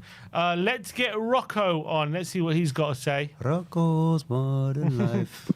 Hey, Big up, Rocco. boys. What's going Thanks on? for coming on, mate. Devastating, isn't it? Devastating goal right at the end and heartbreak. Was that goal the killer blow? Is that the final nail in the coffin? Or does the performance give you hope that maybe we can still save ourselves? I don't think it's the killing blow. Well, at least I hope it's not anyway. It was devastating. I sank to my knees with the players as I was watching it. And it's disappointing. And we've got to look at it as a disappointing result because we had it. But I don't think it's the killing blow yet. I think if we lose to Wolves, then that's the end of it. If we lose, then we're going down no matter what, because that's pretty horrific if we lose the Wolves at this point in the season, especially in our situation. But I don't think it's the end, because that was a fantastic performance. At least first half. I think we had bits in the second half where we looked amazing. Xavi Simons' goal, a lot of his play. I like Solanke's hold-up play today. I thought it was really, really good. Mickey van der Ven and Danso, apart from Danso's thing at the end there, I thought they played amazingly. I thought Porro, some of his balls were fantastic. I was hesitant about the midfield three at the start, like when I saw the team come out. But I thought Bentancur was fantastic. Basuma showed something that we hadn't seen from him in quite a while. He seemed to be everywhere. I can't remember who else we had on. Who was the other midfielder? Gallagher. Yeah. Conor Gallagher. Gallagher was also fantastic. I think that's his best performance in a Spurs shirt so far. I can't believe I forgot him. I really, really thought he played really well today. I've been a big supporter of his since we were linked with him when he was at Chelsea. I haven't been happy with him in the last, since we got him in, but I think this was his best performance in Spurs shirt today, because he seemed to be everywhere and pressing and directly involved in almost everything when he was on the pitch. Are you concerned of the lack of goals in the forward players? For example, you said you're impressed by Solanke's hold-up play, but for whatever reason, he hasn't really got too many shots on goal of late. And then you look at Moani as well, hasn't been able to impact our team going forward. And we have to play quite a few teams, and if we are conceding goals, we're leaking at the back and we're not scoring too many goals, does that give you cause of concern in that final run-up? Yeah, of course. But this has been our issue since we sold Kane, and even started the season when we sold Son. It's not surprising. I like Solanke. As I said, I like his hold-up play. I think he was better last season for us, but he hasn't really given us many goals. And that is something that is worrying. I think same thing with Richarlison. If he played, he gives more goals, but he's not good enough. And Kolo Muani, I don't think we should buy. I'm slightly worried that we are going to bring him in at the end of his loan, which I really don't want to do, because I think he's horrific. I don't know. I don't think he was a bad loan, because he was doing so well at Juventus.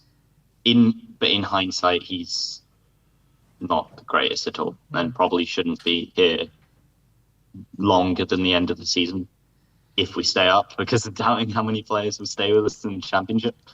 But it is a worry, the goals, and I think there's not much we can do about that now, apart from just hope the players step up. I think defensively, apart from that thing, we were pretty like that last bit at the end, which was devastating. We defended pretty well today.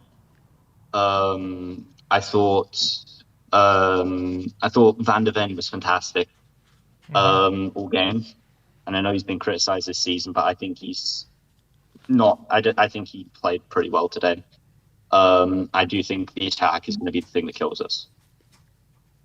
Yeah, but in terms of, you said, there wasn't the killer blow for you because of how we played. So how many points do you think we need to set up, and after today, how many points do you think we can still get?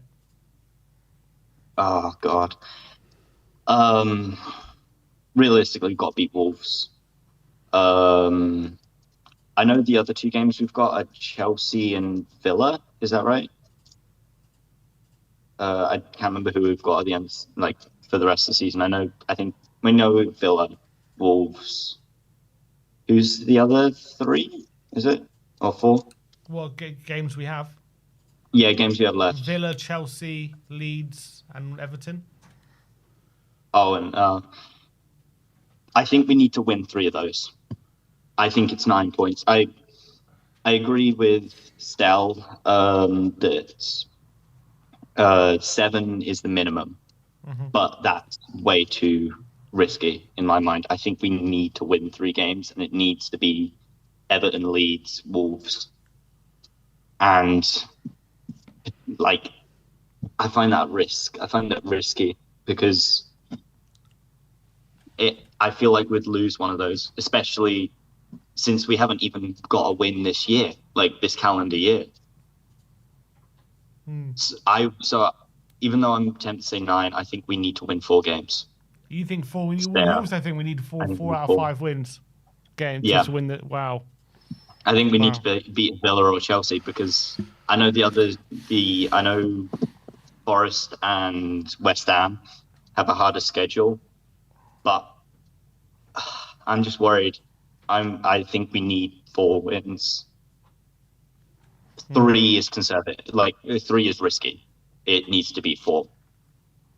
And 4 in my mind, anyway. That would be. I'll be 4 wins out of 5. That's tall order. But look, Rocco, appreciate you calling in, mate. Thanks for your time. Love Rocco. See you soon. Come on, soon. Big up. Someone said get Daigle on. In a minute, let's we have priorities here because we've got Ben on his way back from the game. Big up, Ben, man. I got a cut, man, but good to see you, Ben, man. You got a cut? Yeah, big up, Ash. Ash. Move, man, but big up, Ben, man. Right. I'll let Big you talk up, to your Ash. bro and you chop it up, man. Huh? I'll let you 2 chop it up, bro.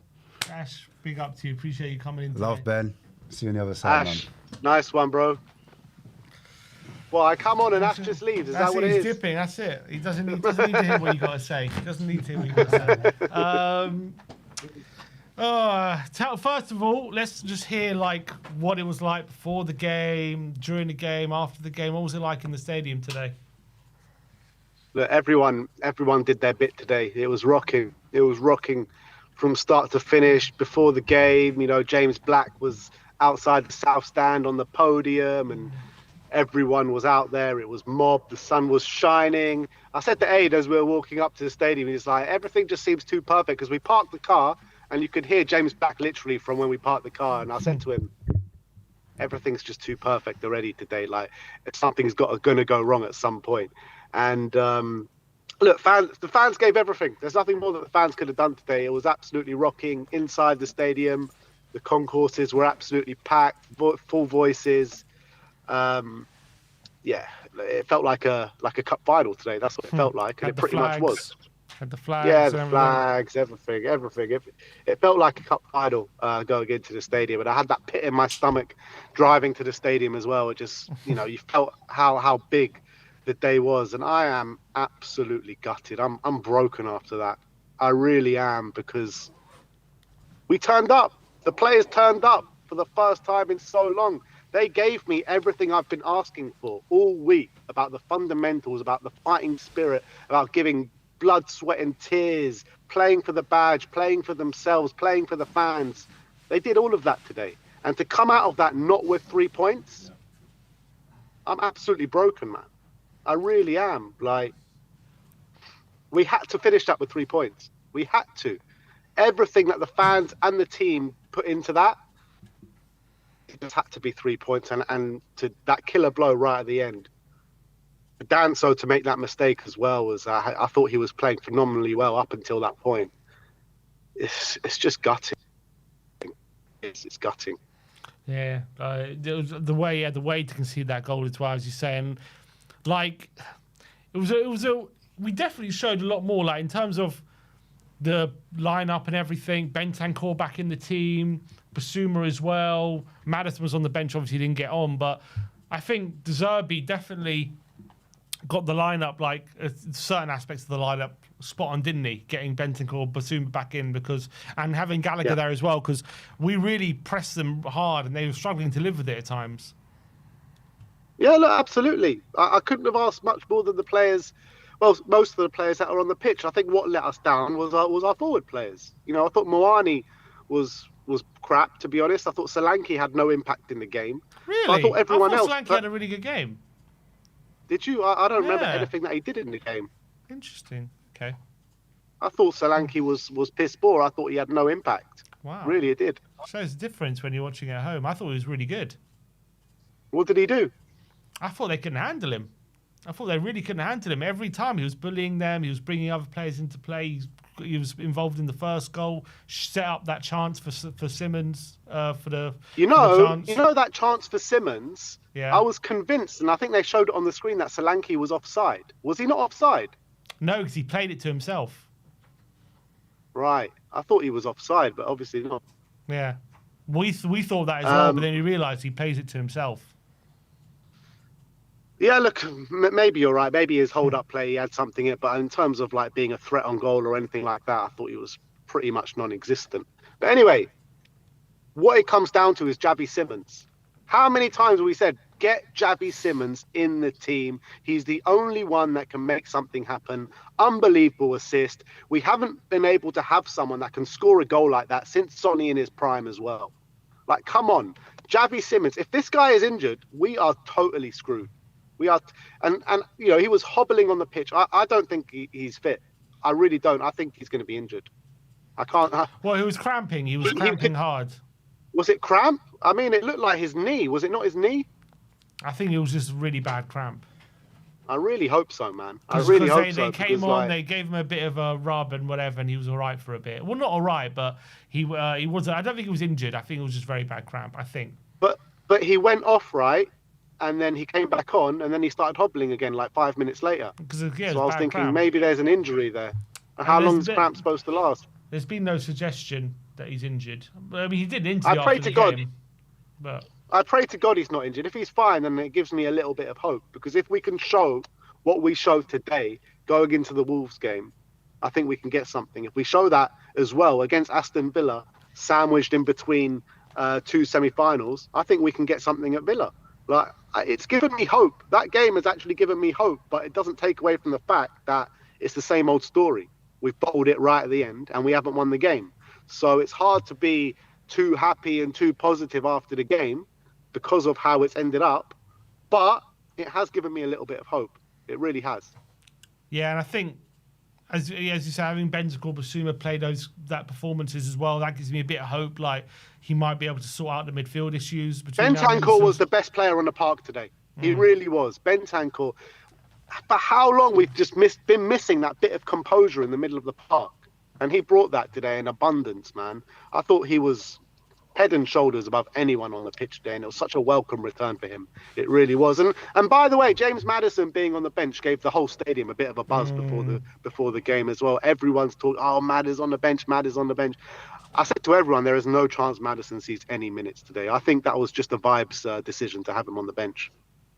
Well, it turned out that way because we made all 5 subs and Xavi got injured. And then, he got cramp and then we couldn't take him off. There was a weird moment where all the players were doing this to the subs bench for Xavi, and then all the bench was like, no, we have no subs left. Like, oh, God, we're going to have to play him on.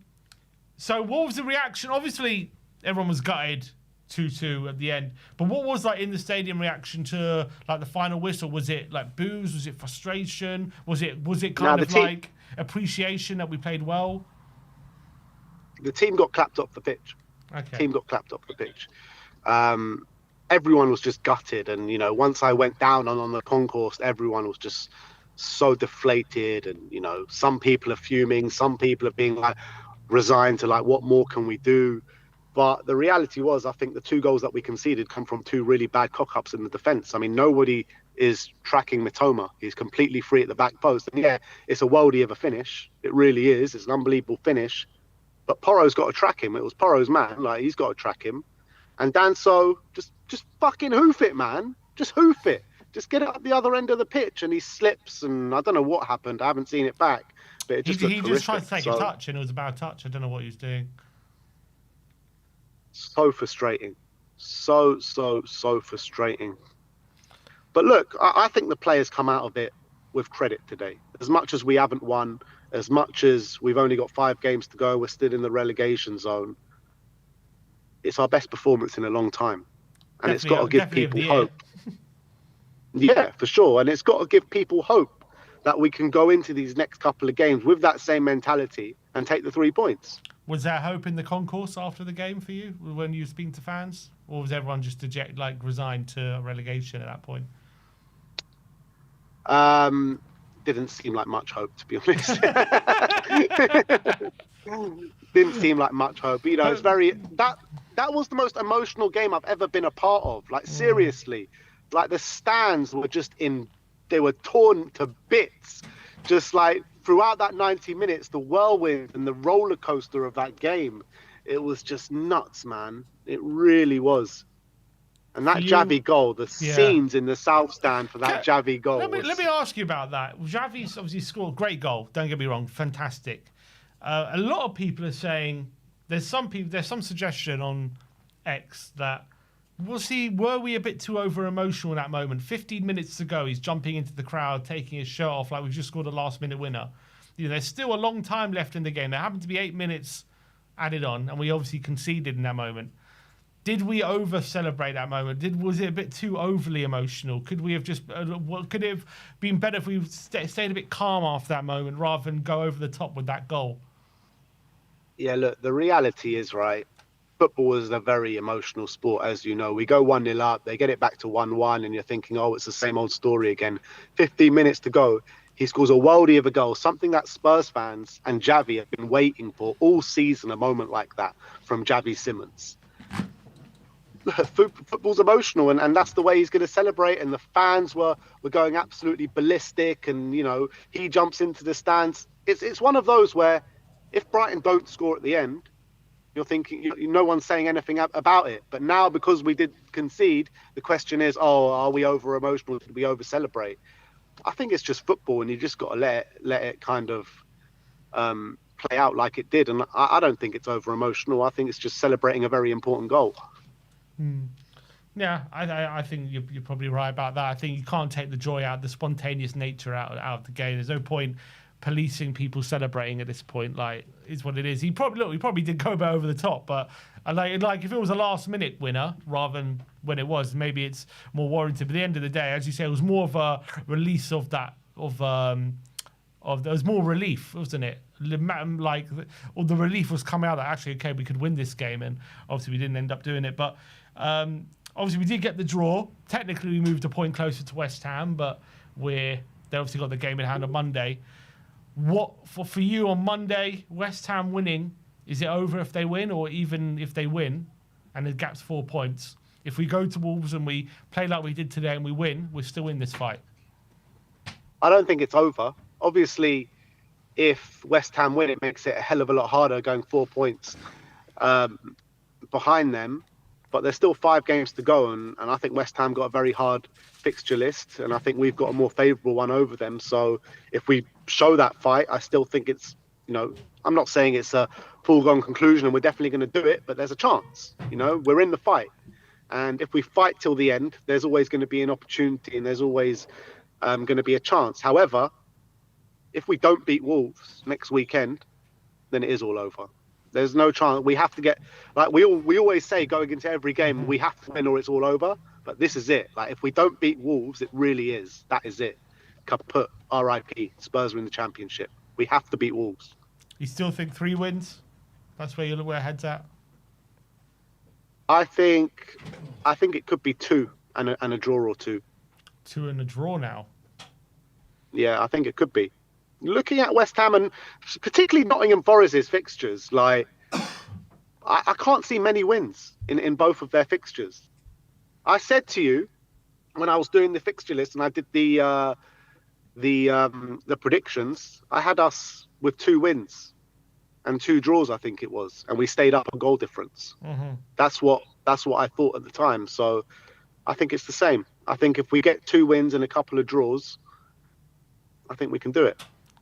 Maybe if Palace win on it's going to be tight though. Maybe if Palace win on Monday, this could be seen as a good point. Look, every point is going to be a massive point. We just need to pick up as many points as possible, and we couldn't get the win today, and it's absolutely gutting. But we go again next weekend. We got Wolves, and if we win, then it's really on, in my opinion. Yeah, I think the damage today is more not even with the result. It's more just psychological, isn't it? So close to a win, you could always touch it, and the fact we still didn't get it in that period, I think. That's going to be the biggest job for De Zerbi to get them back up and confident again, not winning today. So let's hope he can. Can we please just end this Kolo Muani thing on the right hand side? Tell came on the right, and I thought he was really good, man. He was creating chances. He was putting the opposition under pressure. That was my only concern about the starting lineup when I saw it. Why is Tell not playing? Just put Tell on the right hand side. Mm-hmm. He showed a lot more in the last however long he was on the pitch than Muani has for the previous 5 games. So just play Tell, man. There's no reason why not. I agree. I think Tell was better than Muani. Muani is just a nonsense. Can't be bothered with him anymore. So I think he took him off quite early for a reason, to be honest. So hopefully going forward, let's hope he's found the balance today, especially in that midfield. And look, maybe there is hope. But all eyes on West Ham on Monday, and then on to Wolves. That's it. Yeah, we definitely got to do a watch along for that game now. Let's do it. 100%. But Bergvall looked a lot more hungry when he came on today. You know that he came on straight away like a bull in a china shop. Won that ball, laid it off to Javi, and the rest is history. But another good game for I don't know. Kinski as well. I say, yeah, Kinski was brilliant. And where was Kinski the best? At the set pieces and coming to claim those crosses and being strong in the box, where I think Vicario can let himself down a little bit. So I think I wouldn't be against keeping Kinski in goal for the rest of the season. I really wouldn't. Ford in the comments said, question for Ben, where are the Spurs wins coming from? I think we beat Leeds. I know Leeds are on fire at the moment, but I think by the time we play them, I think, they're going to be safely up, and I don't think they're going to have anything to play for. So I think we're going to beat Leeds at home, and then one of Wolves. Well, we have to beat Wolves. We have to. We have to beat Wolves. So I think Wolves, Leeds, and I think we might even potentially beat Everton as well. Jeez, the confidence. Let's just hope it's not unwarranted. Oh, Chelsea just hit the bar. All right, I'll let you go. Enjoy the rest of your evening. Come on, you Spurs. Believe, people. Tomorrow. Believe. See you in the studio tomorrow. Believe. Come on. Believe. A rousing speech. Chelsea just see. I just see them hit the bar. Liam Delap, very close to an equaliser there for Chelsea. Oh, should have been a goal. All right, let's get. Those people in the comments saying, "Get Daigle on. Where's Daigle? Get him on." Well, here you've got your wish. Brian is in the building. How are we doing, Brian? Welcome back to the show as always, mate. Gutting today, isn't it? Absolutely gutting the way it ended. Looks like, it's another blow to our relegation hopes. Or is it? Or was today the start of a revival? How do you see things, Brian? So first of all, just to say I'm absolutely heartbroken. As a Spurs fan, born into it with 2 Spurs supporting parents, a mum that was born in Tottenham, I'm heartbroken. I've never wanted to be relegated. I don't agree at all with relegation. I'm going to say something very controversial right now, and I mean this. I guarantee you tomorrow Spurs are putting out a tweet to say we stand with Kevin Danso and racial abuse is not tolerated at this football club. because the trolls on social media and the fan base will blame him for going down when we all know the reason. We all know the reason. They will go for Kevin Danso, but once again, and I will say during the game, like Ben said, I echo, the fans were brilliant. They were brilliant. But as soon as that final whistle blew, Vinay, Lange and Enoch should have got an absolute barrage of hostility. A barrage of it. But you watch, I guarantee you, Kevin Danso and the club will have to put something out. I put before, about 5-10 minutes before the incident happened, I love Super Kevin Danso, because like Ben said, I thought he was terrific. Terrific. Until that era. And international players of all internationals, whatever, look, they make errors. But I've seen everywhere going, it's because of Kevin Danso we're being relegated. It's because of Kevin Danso we're going down. Did he cost us 2 points and not a draw? Yes, that error has cost us. But let's look at Solanke in that game. Let's look at Mawani in that game. I would have had Richarlison starting that match, hands down. When I was talking with Ben yesterday and he was telling me about your predicted lineup, I would have gone Simmons left, Richarlison centre, Tell right. We've got a front line that can't score. Even the goals didn't come from strikers or the guys for the goals. Xavi, an assist and a goal. But you watch this fan base blame Danso and he'll come in for some abhorrent racial abuse. Just like Robbery did. Just like when the English guys back in the day missed the penalties in the Euros. It's abhorrent. And this fan base that want to go and abuse, because they will do this. I couldn't believe at full time there was just, oh no, let's leave the stadium. The fact there's no, and we'll get into the game and everything in a minute, but the fact there was silence again, it just blows my mind. But we'll wave a flag and we'll get 2-for-1 beers and we'll join a fan zone. But then we're going to all blame Kevin Danso rather than the real culprits. Like I said, I am heartbroken. I said to you guys before, when I came on this week and whatever, when I said I don't see us getting any wins, especially the home ones because of our home form, we were so close. We were so close. So close. And then obviously a lapse in concentration and you get punished in this league. In terms of the game, how it went in general, were you happy with how we were playing? Do you think we should have deserved the win at least? I will say, compared to what we saw against Sunderland, the week he's had with the players, you definitely saw a difference.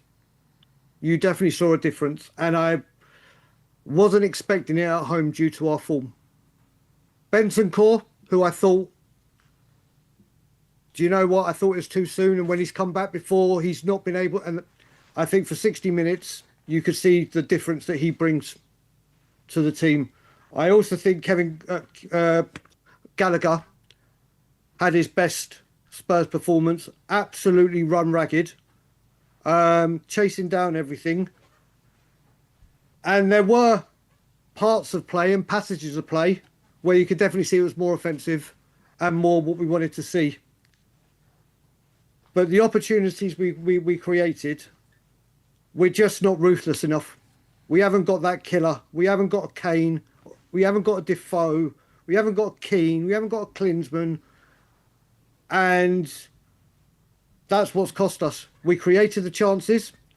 People, I mean, I've seen people already going for Archie Gray because that shot at the end, it's not his job to score. Yes, he was in a great position and he should have done better. But he didn't. It was saved. You look at Xavi when he hit the post and people are saying he should have shot it to Mawani. I would have more faith in Xavi taking that shot than passing it to Mawani with what he's done. We can't score goals. We haven't got that ruthless X factor. We haven't got. Xavi Simmons just showed what he did against Atletico Madrid and what he can do, that goal was like a carbon copy, but it was just brilliant, sheer brilliance. And the pass for Porro was magnificent. To see Porro that far up there, again on the end of a header. So I do think there were things that you could see the week's difference. There was something, but it's too late. It's too late. And does the performance not give you hope? You know, Ben was saying it gives you hope that maybe we can get us enough wins. You know, from now to the end of the season. Do you know what it is though, Sim? I can take something from that performance. Let's face it, compared to what we've seen all season, especially with my stupidity of wanting Frank, that was a better performance. But let's face it, the bar hasn't been set very, very high. Mm-hmm. It hasn't been set very, very high. We have been, for ages, relying on results. We've been relying on results, and now we're going to be in late April without a Premier League win. So if I think it's done, personally, whether we fight or not, I think the other two, like I've said to you before, Sim, that West Ham, Leeds and Forest have got the fight, and they've been hit. Don't get me wrong, the players showed fight today. In patches, you could see Xavi with his cramp. You could see they gave all they could. It just wasn't good enough. And if Ben's right, or if that injury to Xavi is a week, 2 or whatever, then there's no creativity. It does, like I was getting back to, sorry, before I got off. Sorry if I lose my track. I'm just devastated, heartbroken. The Leeds, the Forests and the West Hams have had seasons where they've had to deal with this kind of battle. And I think conceding like that at the end has just knocked the stuffing out of them. Because they're like, even when we put on a performance, just something's not clicking, something's not right. Was De Zerbi wrong to make all 5 substitutions and not bring on a Ritchie or a Maddison if we'd see what happened to Simmons? Obviously, it's all hindsight. Mm-hmm. It's all total and utter hindsight. You can see, I don't know, did Maddison storm off because he was angry he couldn't come on? I don't know. It's hard to say because when he stormed off, he probably had known for about 15 minutes he wasn't able to come on. Yeah, so exactly. I don't know why exactly he went down the tunnel, but he did. Maybe he's just frustrated. I don't know. I couldn't tell you. Look, it's like I said. I mean, Sim. Obviously, I came on last couple of days ago, and obviously you, me, Ben were having the Danso discussion, and you made your feelings clear about that. So I've made my feelings very, very clear about him.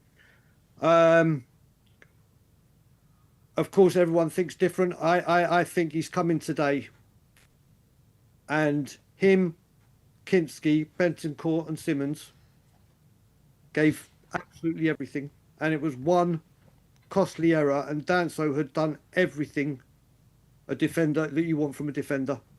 He'd given everything, but obviously this is all that happens in the Premier League. Bang, you make a mistake, and you'll get paid. You'll pay for it, and you can see the emotion that's coming out of him.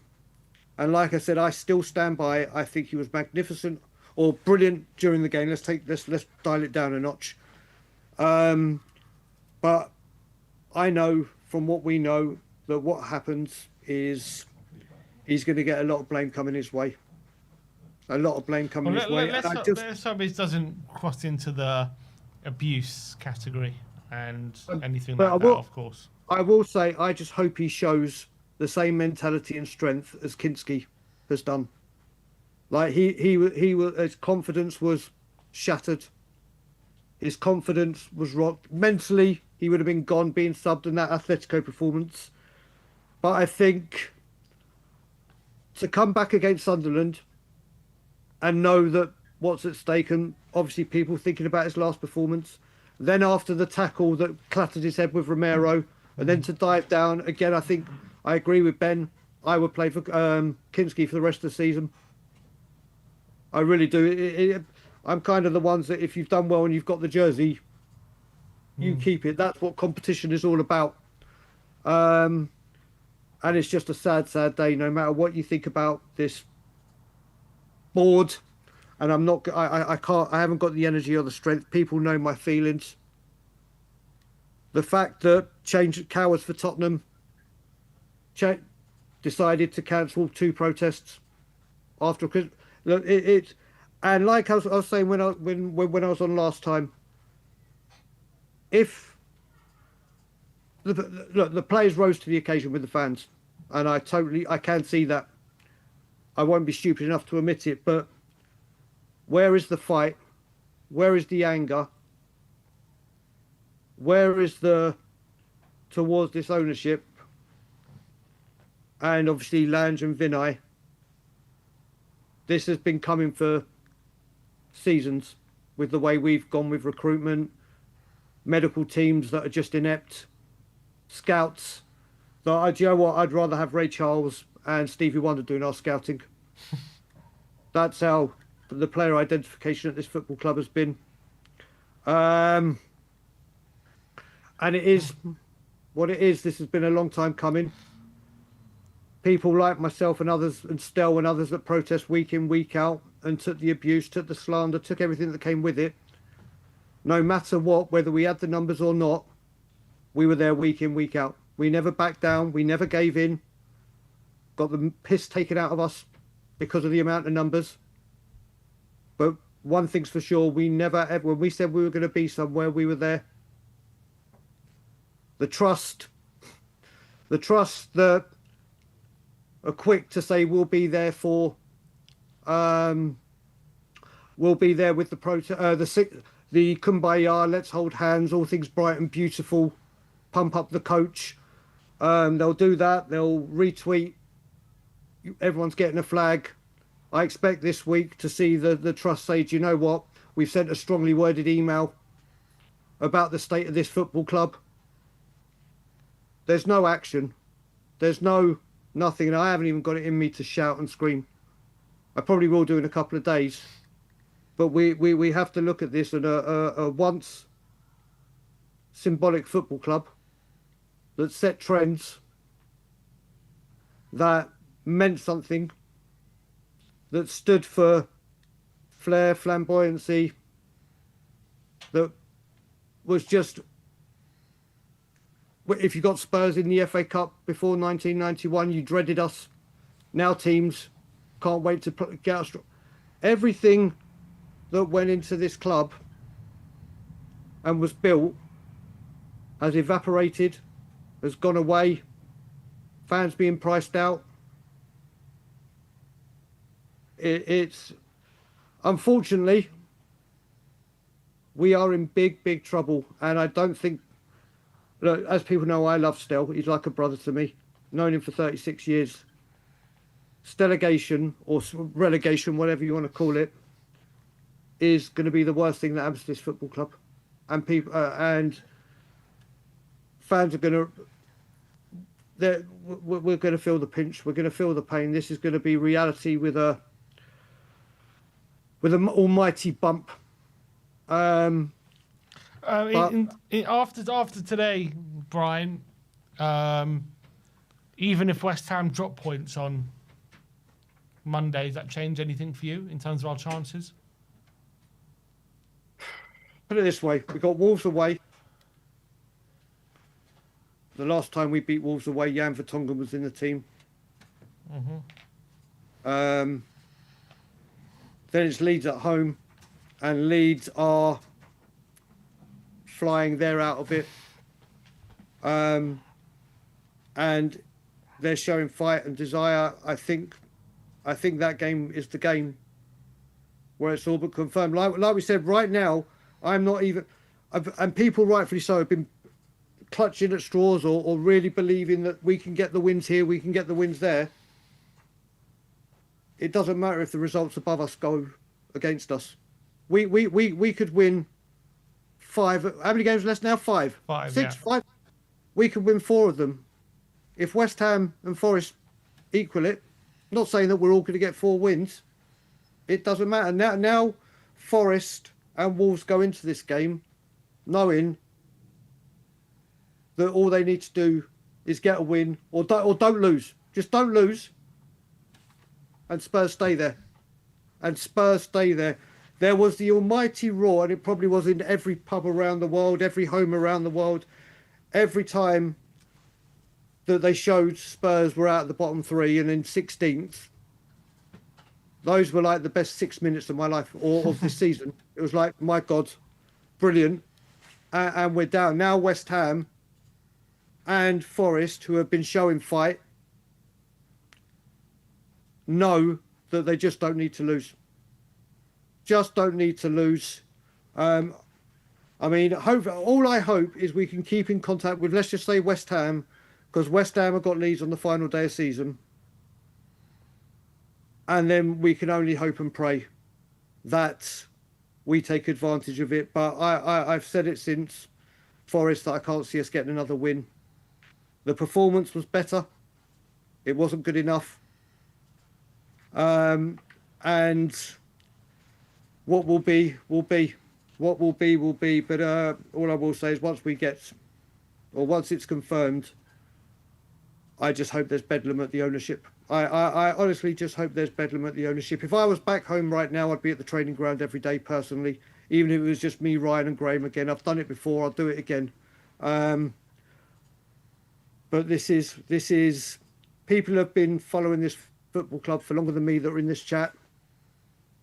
Some people less than me. And this is a very, very, very dark day. This is a very, very raw day. And I just, like I said, I mean, look at me. I'm just in a state of shock. Let's just hope it's not the final nail in the coffin for this season. Maybe, just maybe, there was enough in there today to say there's enough to get the wins that we need. How many things? If you make a prediction, how many wins we need in the last 5 to stay up? What would it be? 5. We need to win all 5. I seriously, and it's just because 5, I can't see West Ham and Forest going 5 for 5. Mm-hmm. I can see them picking up the odd point here and there, or maybe the odd victory. But if we're going to get out of this, you look at it, Leeds are now 9 points ahead of us. If Forest go ahead, they're 6 points ahead of us. So forget Leeds already. We need 3 wins, or 2 wins and a draw, and hope that Forest capitulate. Mm-hmm. Which I can't see. West Ham, after what we saw against Wolves, mm-hmm. and how they reacted after going out to Leeds in the FA Cup. See, Leeds now can relax because they got the FA Cup semi-final. They can relax and know pretty much they're safe. I don't think it's mathematically possible, but they'd need us to literally go unstoppable. Now they can relax for the FA Cup semi-final. Forest, do they start resting players and concentrate on Europe? Or do they focus on league stability and take it as a confidence booster and just play off adrenaline kind of thing? And West Ham will do everything possible to make it us, won't they? And let's face it, if the shoe was on the other foot, and we'd be doing everything we could. And like I said, all the abuse and banter that is going to come at us we brought it on ourselves, and I don't mean the fans. I don't mean the fans have deserved it. I might say certain sections might deserve it that haven't made their feelings known about the board or whatever reason over not just now, over the years they've been in charge. They've brought it on us. They have brought it upon them. This is going to be, should this happen, this is going to be the biggest story in football. I mean, for in the size and the magnitude of someone of our size going down. If we had shown this kind of fight a few games earlier, then who knows? But I think it's too far gone. We need to rely on others.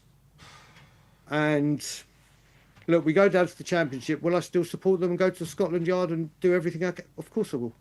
Of course I will. They are my first, outside of family, Tottenham Hotspur are my first ever love. But my fury towards the board, the ownership, will magnify 1 billion times. And if you thought I was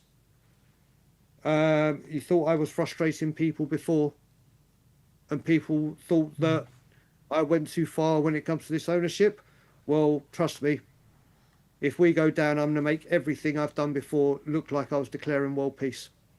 It's that simple. Well, Brian, if you're ever feeling down and you need a pick-me-up, you can always just visit the website, TottenhamHotspur.com. Or you can also download the app because it's the best digital experience in world football. So, what have you seen? Have you not heard? Have you not heard? You know what? I'm disappointed with Ben. I'm actually disappointed with Ben, and I'm going to speak to him later because when I spoke to him, and I sent you a video. I don't know if you saw it this morning, and I was talking to Ben yesterday, and I said, Ben, do me a favour.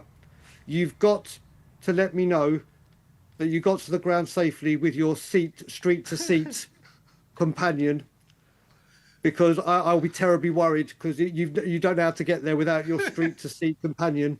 And he didn't let me know. So for the whole game, I was petrified that he weren't there. But I saw him on the fan show, so he's all good. All I will say, and I've said it on. I think he was on the fan show in the car. I think he never made it to the ground. I think he got maybe lost. maybe it didn't say Carter. It didn't say Carter seat, did it? Yeah, it said, that's where Ben went wrong. But I will say, Simeon, I'm up to about 85 times now. I want to thank you, Simeon. I want to thank you. And I honestly, guys, I'm telling you now, we can all be angry. Watching that video of you going at good old Rod Pickering, bam, bam, bam, websites never seem so good. So good. That video, I cannot stop laughing. It's the only, honestly, I don't watch comedy shows. I've stopped, literally, I'm watching certain shows like The Blacklist and everything, but every time I'm getting down or wound up about it, I just hop over to We Are Tottenham TV and Simeon's absolutely hysterical but on point discussion and analysis of where this football club is at. Don't forget, we're going to be a 365-day destination. That's the goal. That's the goal, anyway, Brian. That is the goal, mate. That is the goal. So yeah, if people are down, just go on to We Are Tottenham TV. Well, you say, Brian, set your sights so high that even failure is an echo of glory. So always has to be 365 destination. Look, I have to say, 2 days ago, us fans are so entitled. We were told that the fans would be getting a scarf. A flag. There'll be 2-for-1 beers, and now you're getting two apps and a website. We're so entitled, and I think next season what Spurs will do, they're going to give people a free glove, and I say free glove rather than gloves because you'll have to get enough loyalty points to get the right one. So that's what Spurs will do. Like I said, it's just a dark days, but the only thing that's making me smile right now, and I'm being deadly serious, is watching that video of you. Honestly, Sim, we'll go switch this off and go watch it again because I think you need something to cheer you up. I think it's going to be on a loop, brother. I think it's going to be on a loop. Like I said, guys, sorry I'm not all bells and whistles and shouting and screaming. It's just the darkest day of, like I said, but one thing I will say, let's see what you would say with this, Sim, and the people in the chat.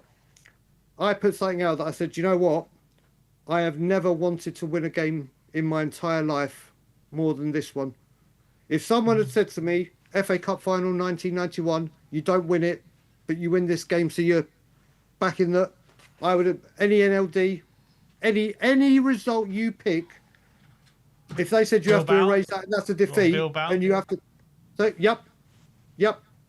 I would, and the reason I say that is solely because what the drop can do to this football club.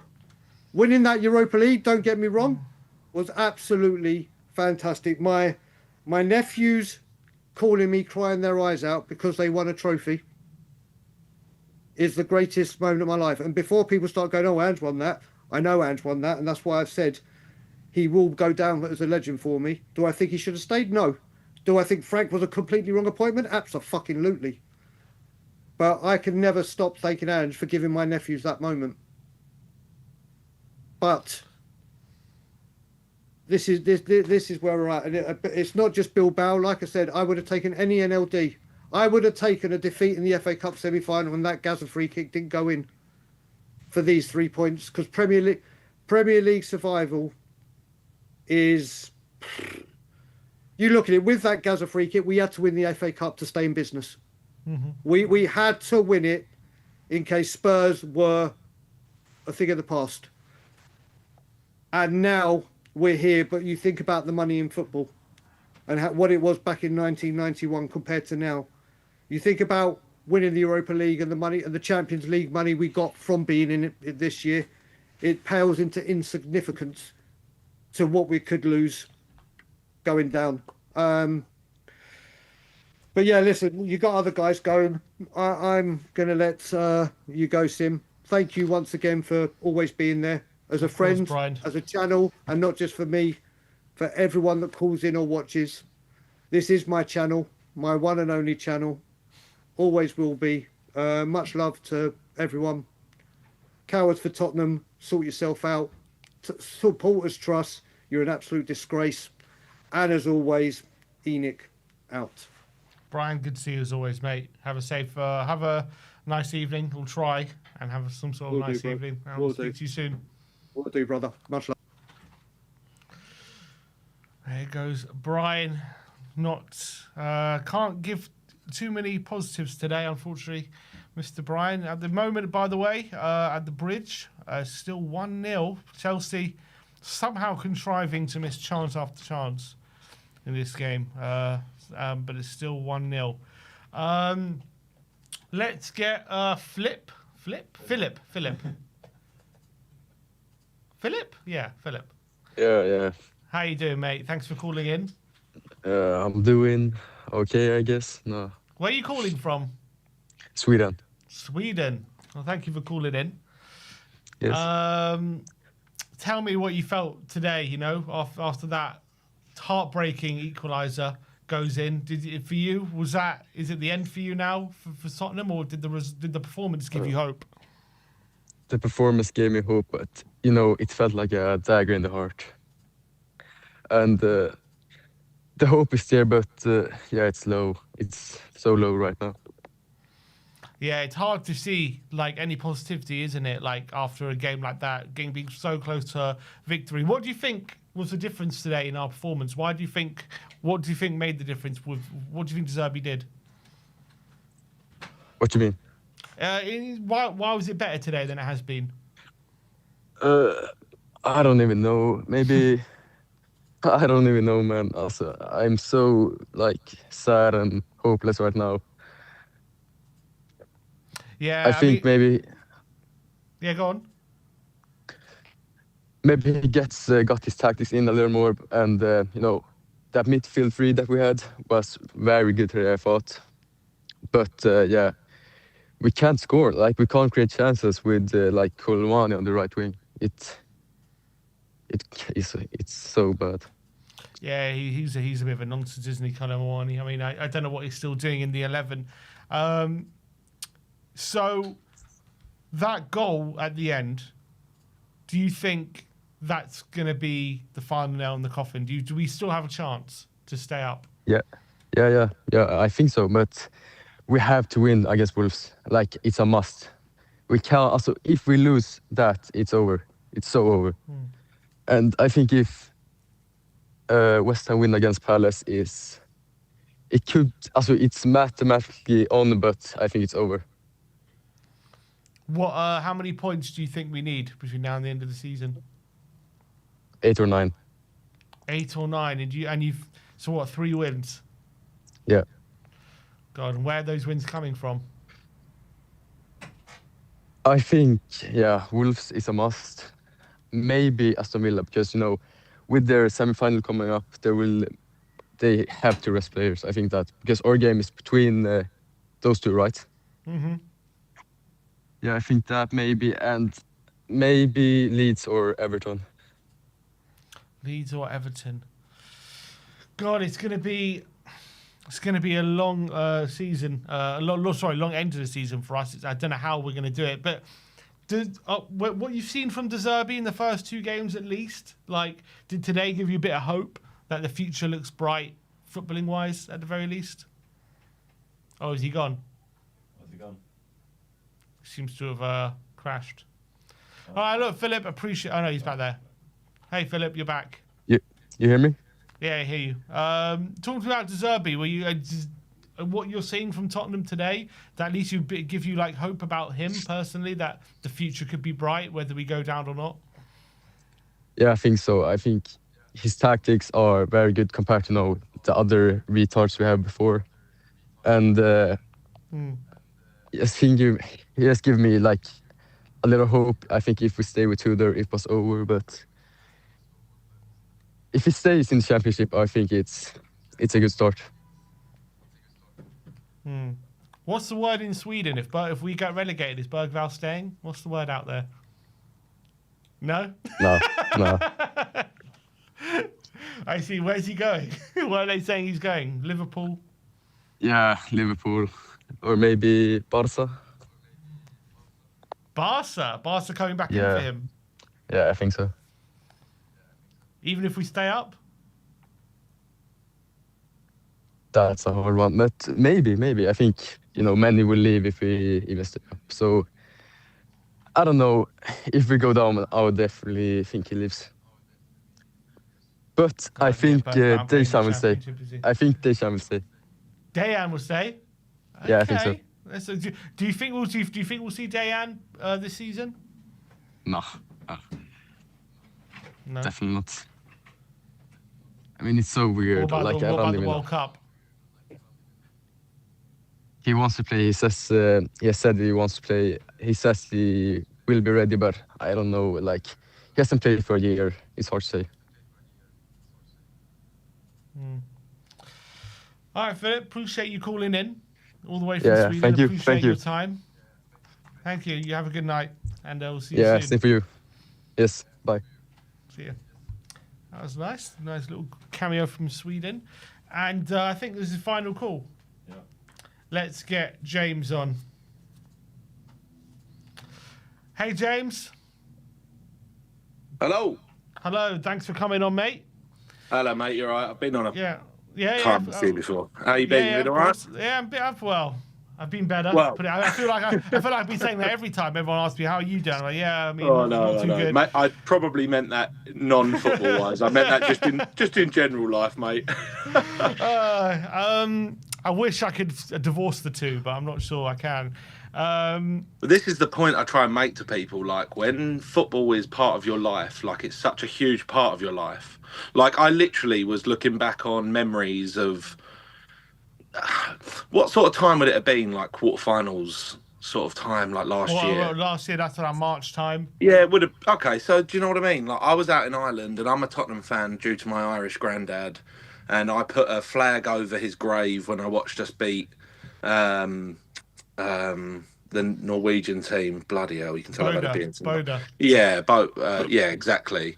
When we done it, I just was like, I cried. I was over the moon. I put a flag over my papa's grave, which is my Irish granddad, and just was like, do you know what I mean? This is where we are, granddad. Like, do you know what I mean? And then I just don't. As much as we can come across as a bit of a banter club, we're always the black sheep within football, aren't we, Tottenham? Mm-hmm. And it's just so unfortunate that, okay, yes, we come 17th last season, so we shouldn't be as shocked as we probably are this season, but because of the win last year, you kind of get where we were in the Prem a little bit, and I think it's shocking. And if Arsenal go and do it and we get ready, it's just a joke. Like, we can proudly say we've won more European trophies than Arsenal, but if they go and do Champions League, which I don't think they will, I don't know about you, I think Bayern Munich deserve it, and I actually would love it. I'd love it too, because I'd love to see Harry Kane lift that trophy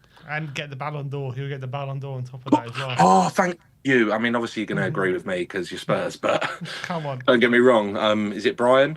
I know he doesn't always agree with me. I think I've actually been kicked from a Zoom chat before because I didn't realise that when you're in the lobby and you're not muted, Everyone can hear me. Not everyone, but you can all hear me. And he was just talking a load of rubbish ones. Anyway, sorry.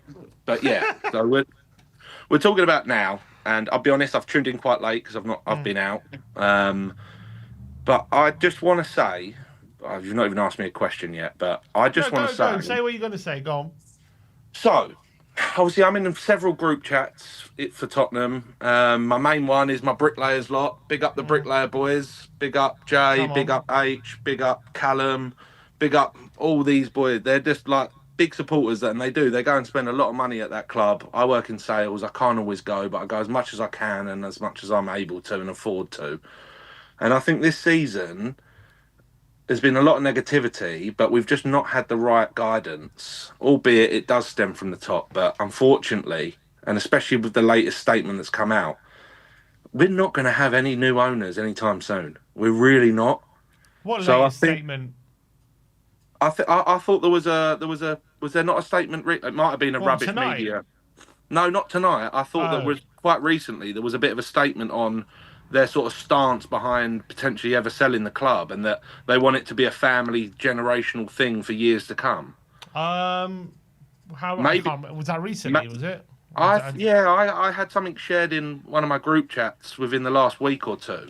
Don't get me wrong. Listen, mate, you can get things shared on Twitter and all sorts of things. Oh yeah. That aren't correct. So if it's not true, it's not true. But I do think what I read is probably quite true for for us. I don't think they have interest in selling, and I think they've given De Zerbi apparently again. Who knows what's really true, right? You've got people that are in the know, but how in the know are they? I think that De Zerbi's been given apparently in his contract a little bit more freedom towards having like real involvement with signings. Apparently, have you seen? Yeah, have you heard that? Yeah, I heard that. Yeah. And I think he's only been with us for 2 games, and I'm sorry, but I think I've seen amazing improvement in those 2 games. I really have. Like, I don't feel like we should have lost against Sunderland. They were better against us than I think Brighton were, personally. But their goal was absolutely, it was a deflection. It was a fluke. Albeit Brighton did score 2. Matoma's goal was unbelievable, let's be honest. But yeah, I don't know, man. I just think we can't catch a break this season, and it's really unfortunate because I don't feel like we're a fan base that denies when we're doing bad, like some fan bases and some teams. We know that we're the team we are. We know that we've slacked, and we know we've not been as good as we should be for the money that we generate. We're not stupid. We're not in denial as a club. I can't talk for every fan, but the negativity from some fans and our fan base sometimes really grinds my gears, mate. Like, because I think some people will say a certain tune or a certain tone of, like, they'll say something. However, if things were to be going differently, let's say the last few games we had won, right? They would be over the moon. It would all be positive. However, where it's gone in their favour, it's a complete, I told you so, we're this, we're that, Sunday League this, Sunday League that, blah, blah, blah.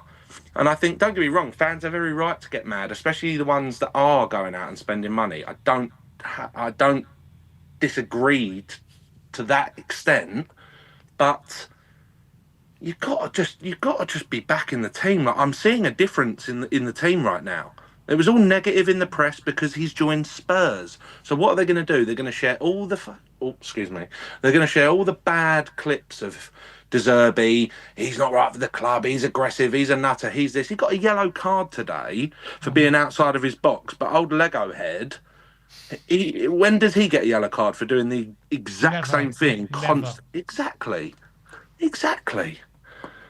I mean, I did tune in late. I loved what Philip was saying, a few things. I don't think that Bergvall goes anywhere. I think that if we do go down, and if we do, we have to face it. We've got to back our team no matter what. Who cares? Spurs through and through, no matter what. Those youngsters will be the ones that stay, and we build the team around them, and we potentially sign some of the top championship players. We do the sort of thing that, like, other teams, when they went down and come back up, sort of do. Do you know what I mean? And if there's certain players that want to leave and they're already on the phone to their agents probably weeks ago, But again, that's another thing that I spoke to a couple of people in the pub watching the game earlier.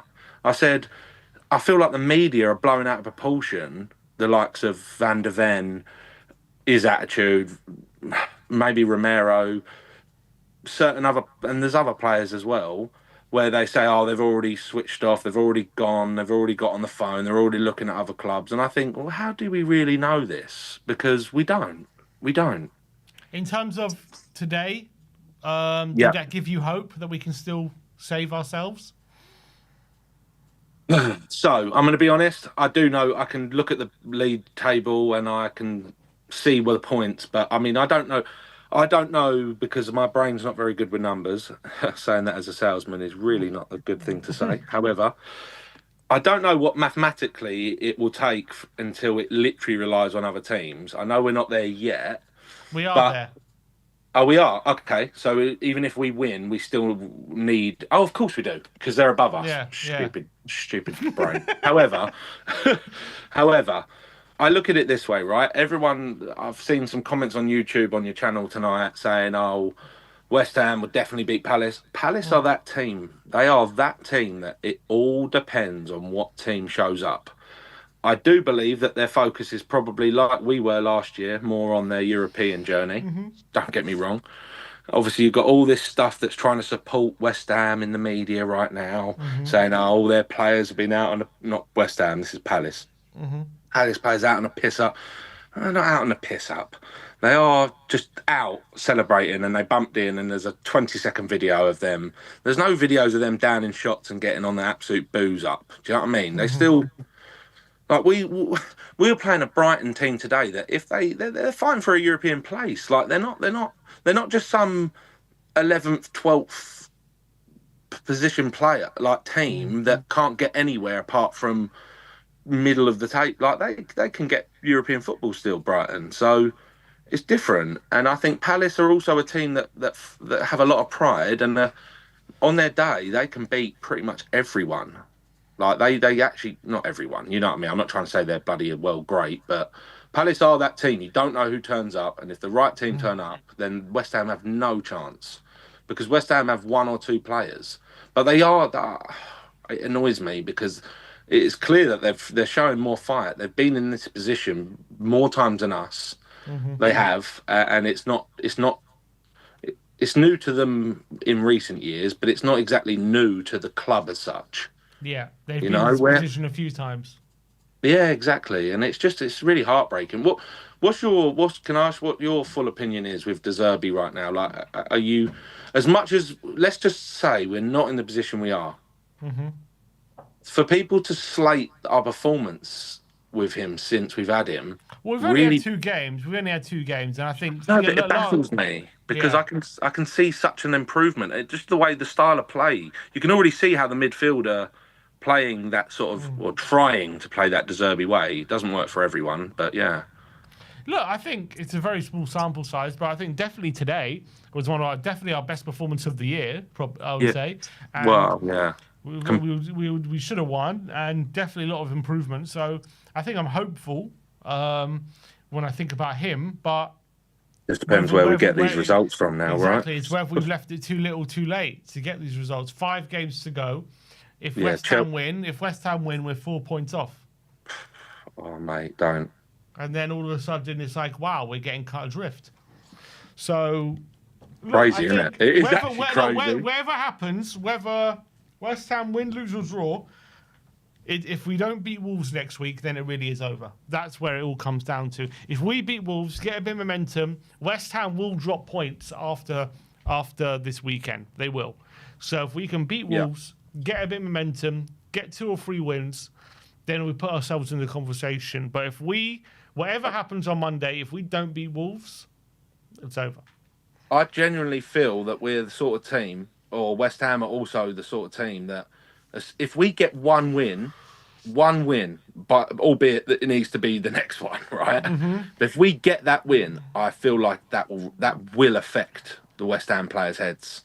It really will. And if that happened today, that could have been such a big lift. But mate, unbelievable. Also, it then relegated Wolves. It would have relegated Wolves to the point that, don't get me wrong, that you can look at it both ways. You can go, oh, they've got nothing to play for, so they'll just go all in. But at the same time, that's also can be a bit of a false anatomy, a bit of a false statement sometimes, to the point that it could have actually benefited us, because realistically, they've just been battered by West Ham. They've now gone down.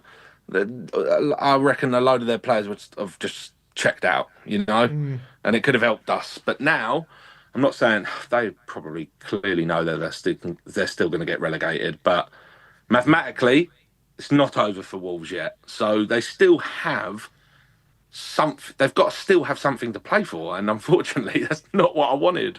I wanted a win today. Whether West Ham won or lost, draw, whatever on Monday, wherever we were up against Wolves, I thought if we won today, at least that Wolves would then be relegated, and I feel like that would have potentially gone in our favour. All right, James, look, we got to go. No worries. So appreciate you calling in. Thanks for having me. And again, big love to all my bricklayer boys as well. Big love. Up to them. Nice one, James. Take care, guys. All right, guys, that is the show. We'll see you tomorrow, where Ben is in the studio, and we go talk about today even more. Fantastic, can't wait. Thank you for everyone for tuning in on all the streams and the watch along, all the callers who called in, everyone who's sending super chats. I haven't actually read all of them. Let me just quickly read some of the ones you've sent since this stream has started. Apologies, haven't got to all of them until now. Chameleon says, where is it?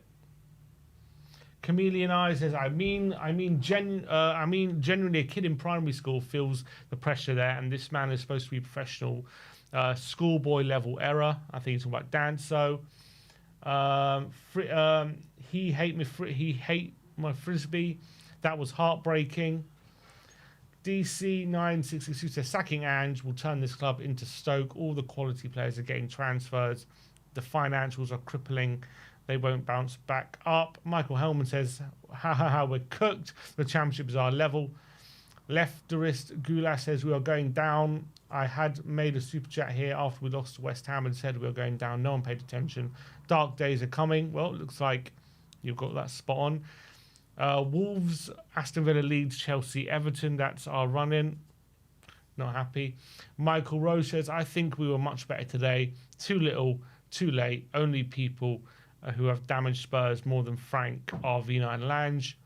The Swiss AI says, come on, we never expected to win this, but we came within an inch. You're all too negative. This has been a big step forward, still possible. CDO Spurs, we keep turning corners, but we never go forward. Good point. Wibber says, any Spurs fan who racially abused Danso, who, like many folks has already said, had an amazing game, does not deserve to be a Spurs fan.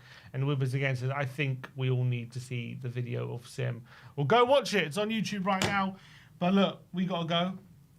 Time has run out, but appreciate everyone who contributed to the streams.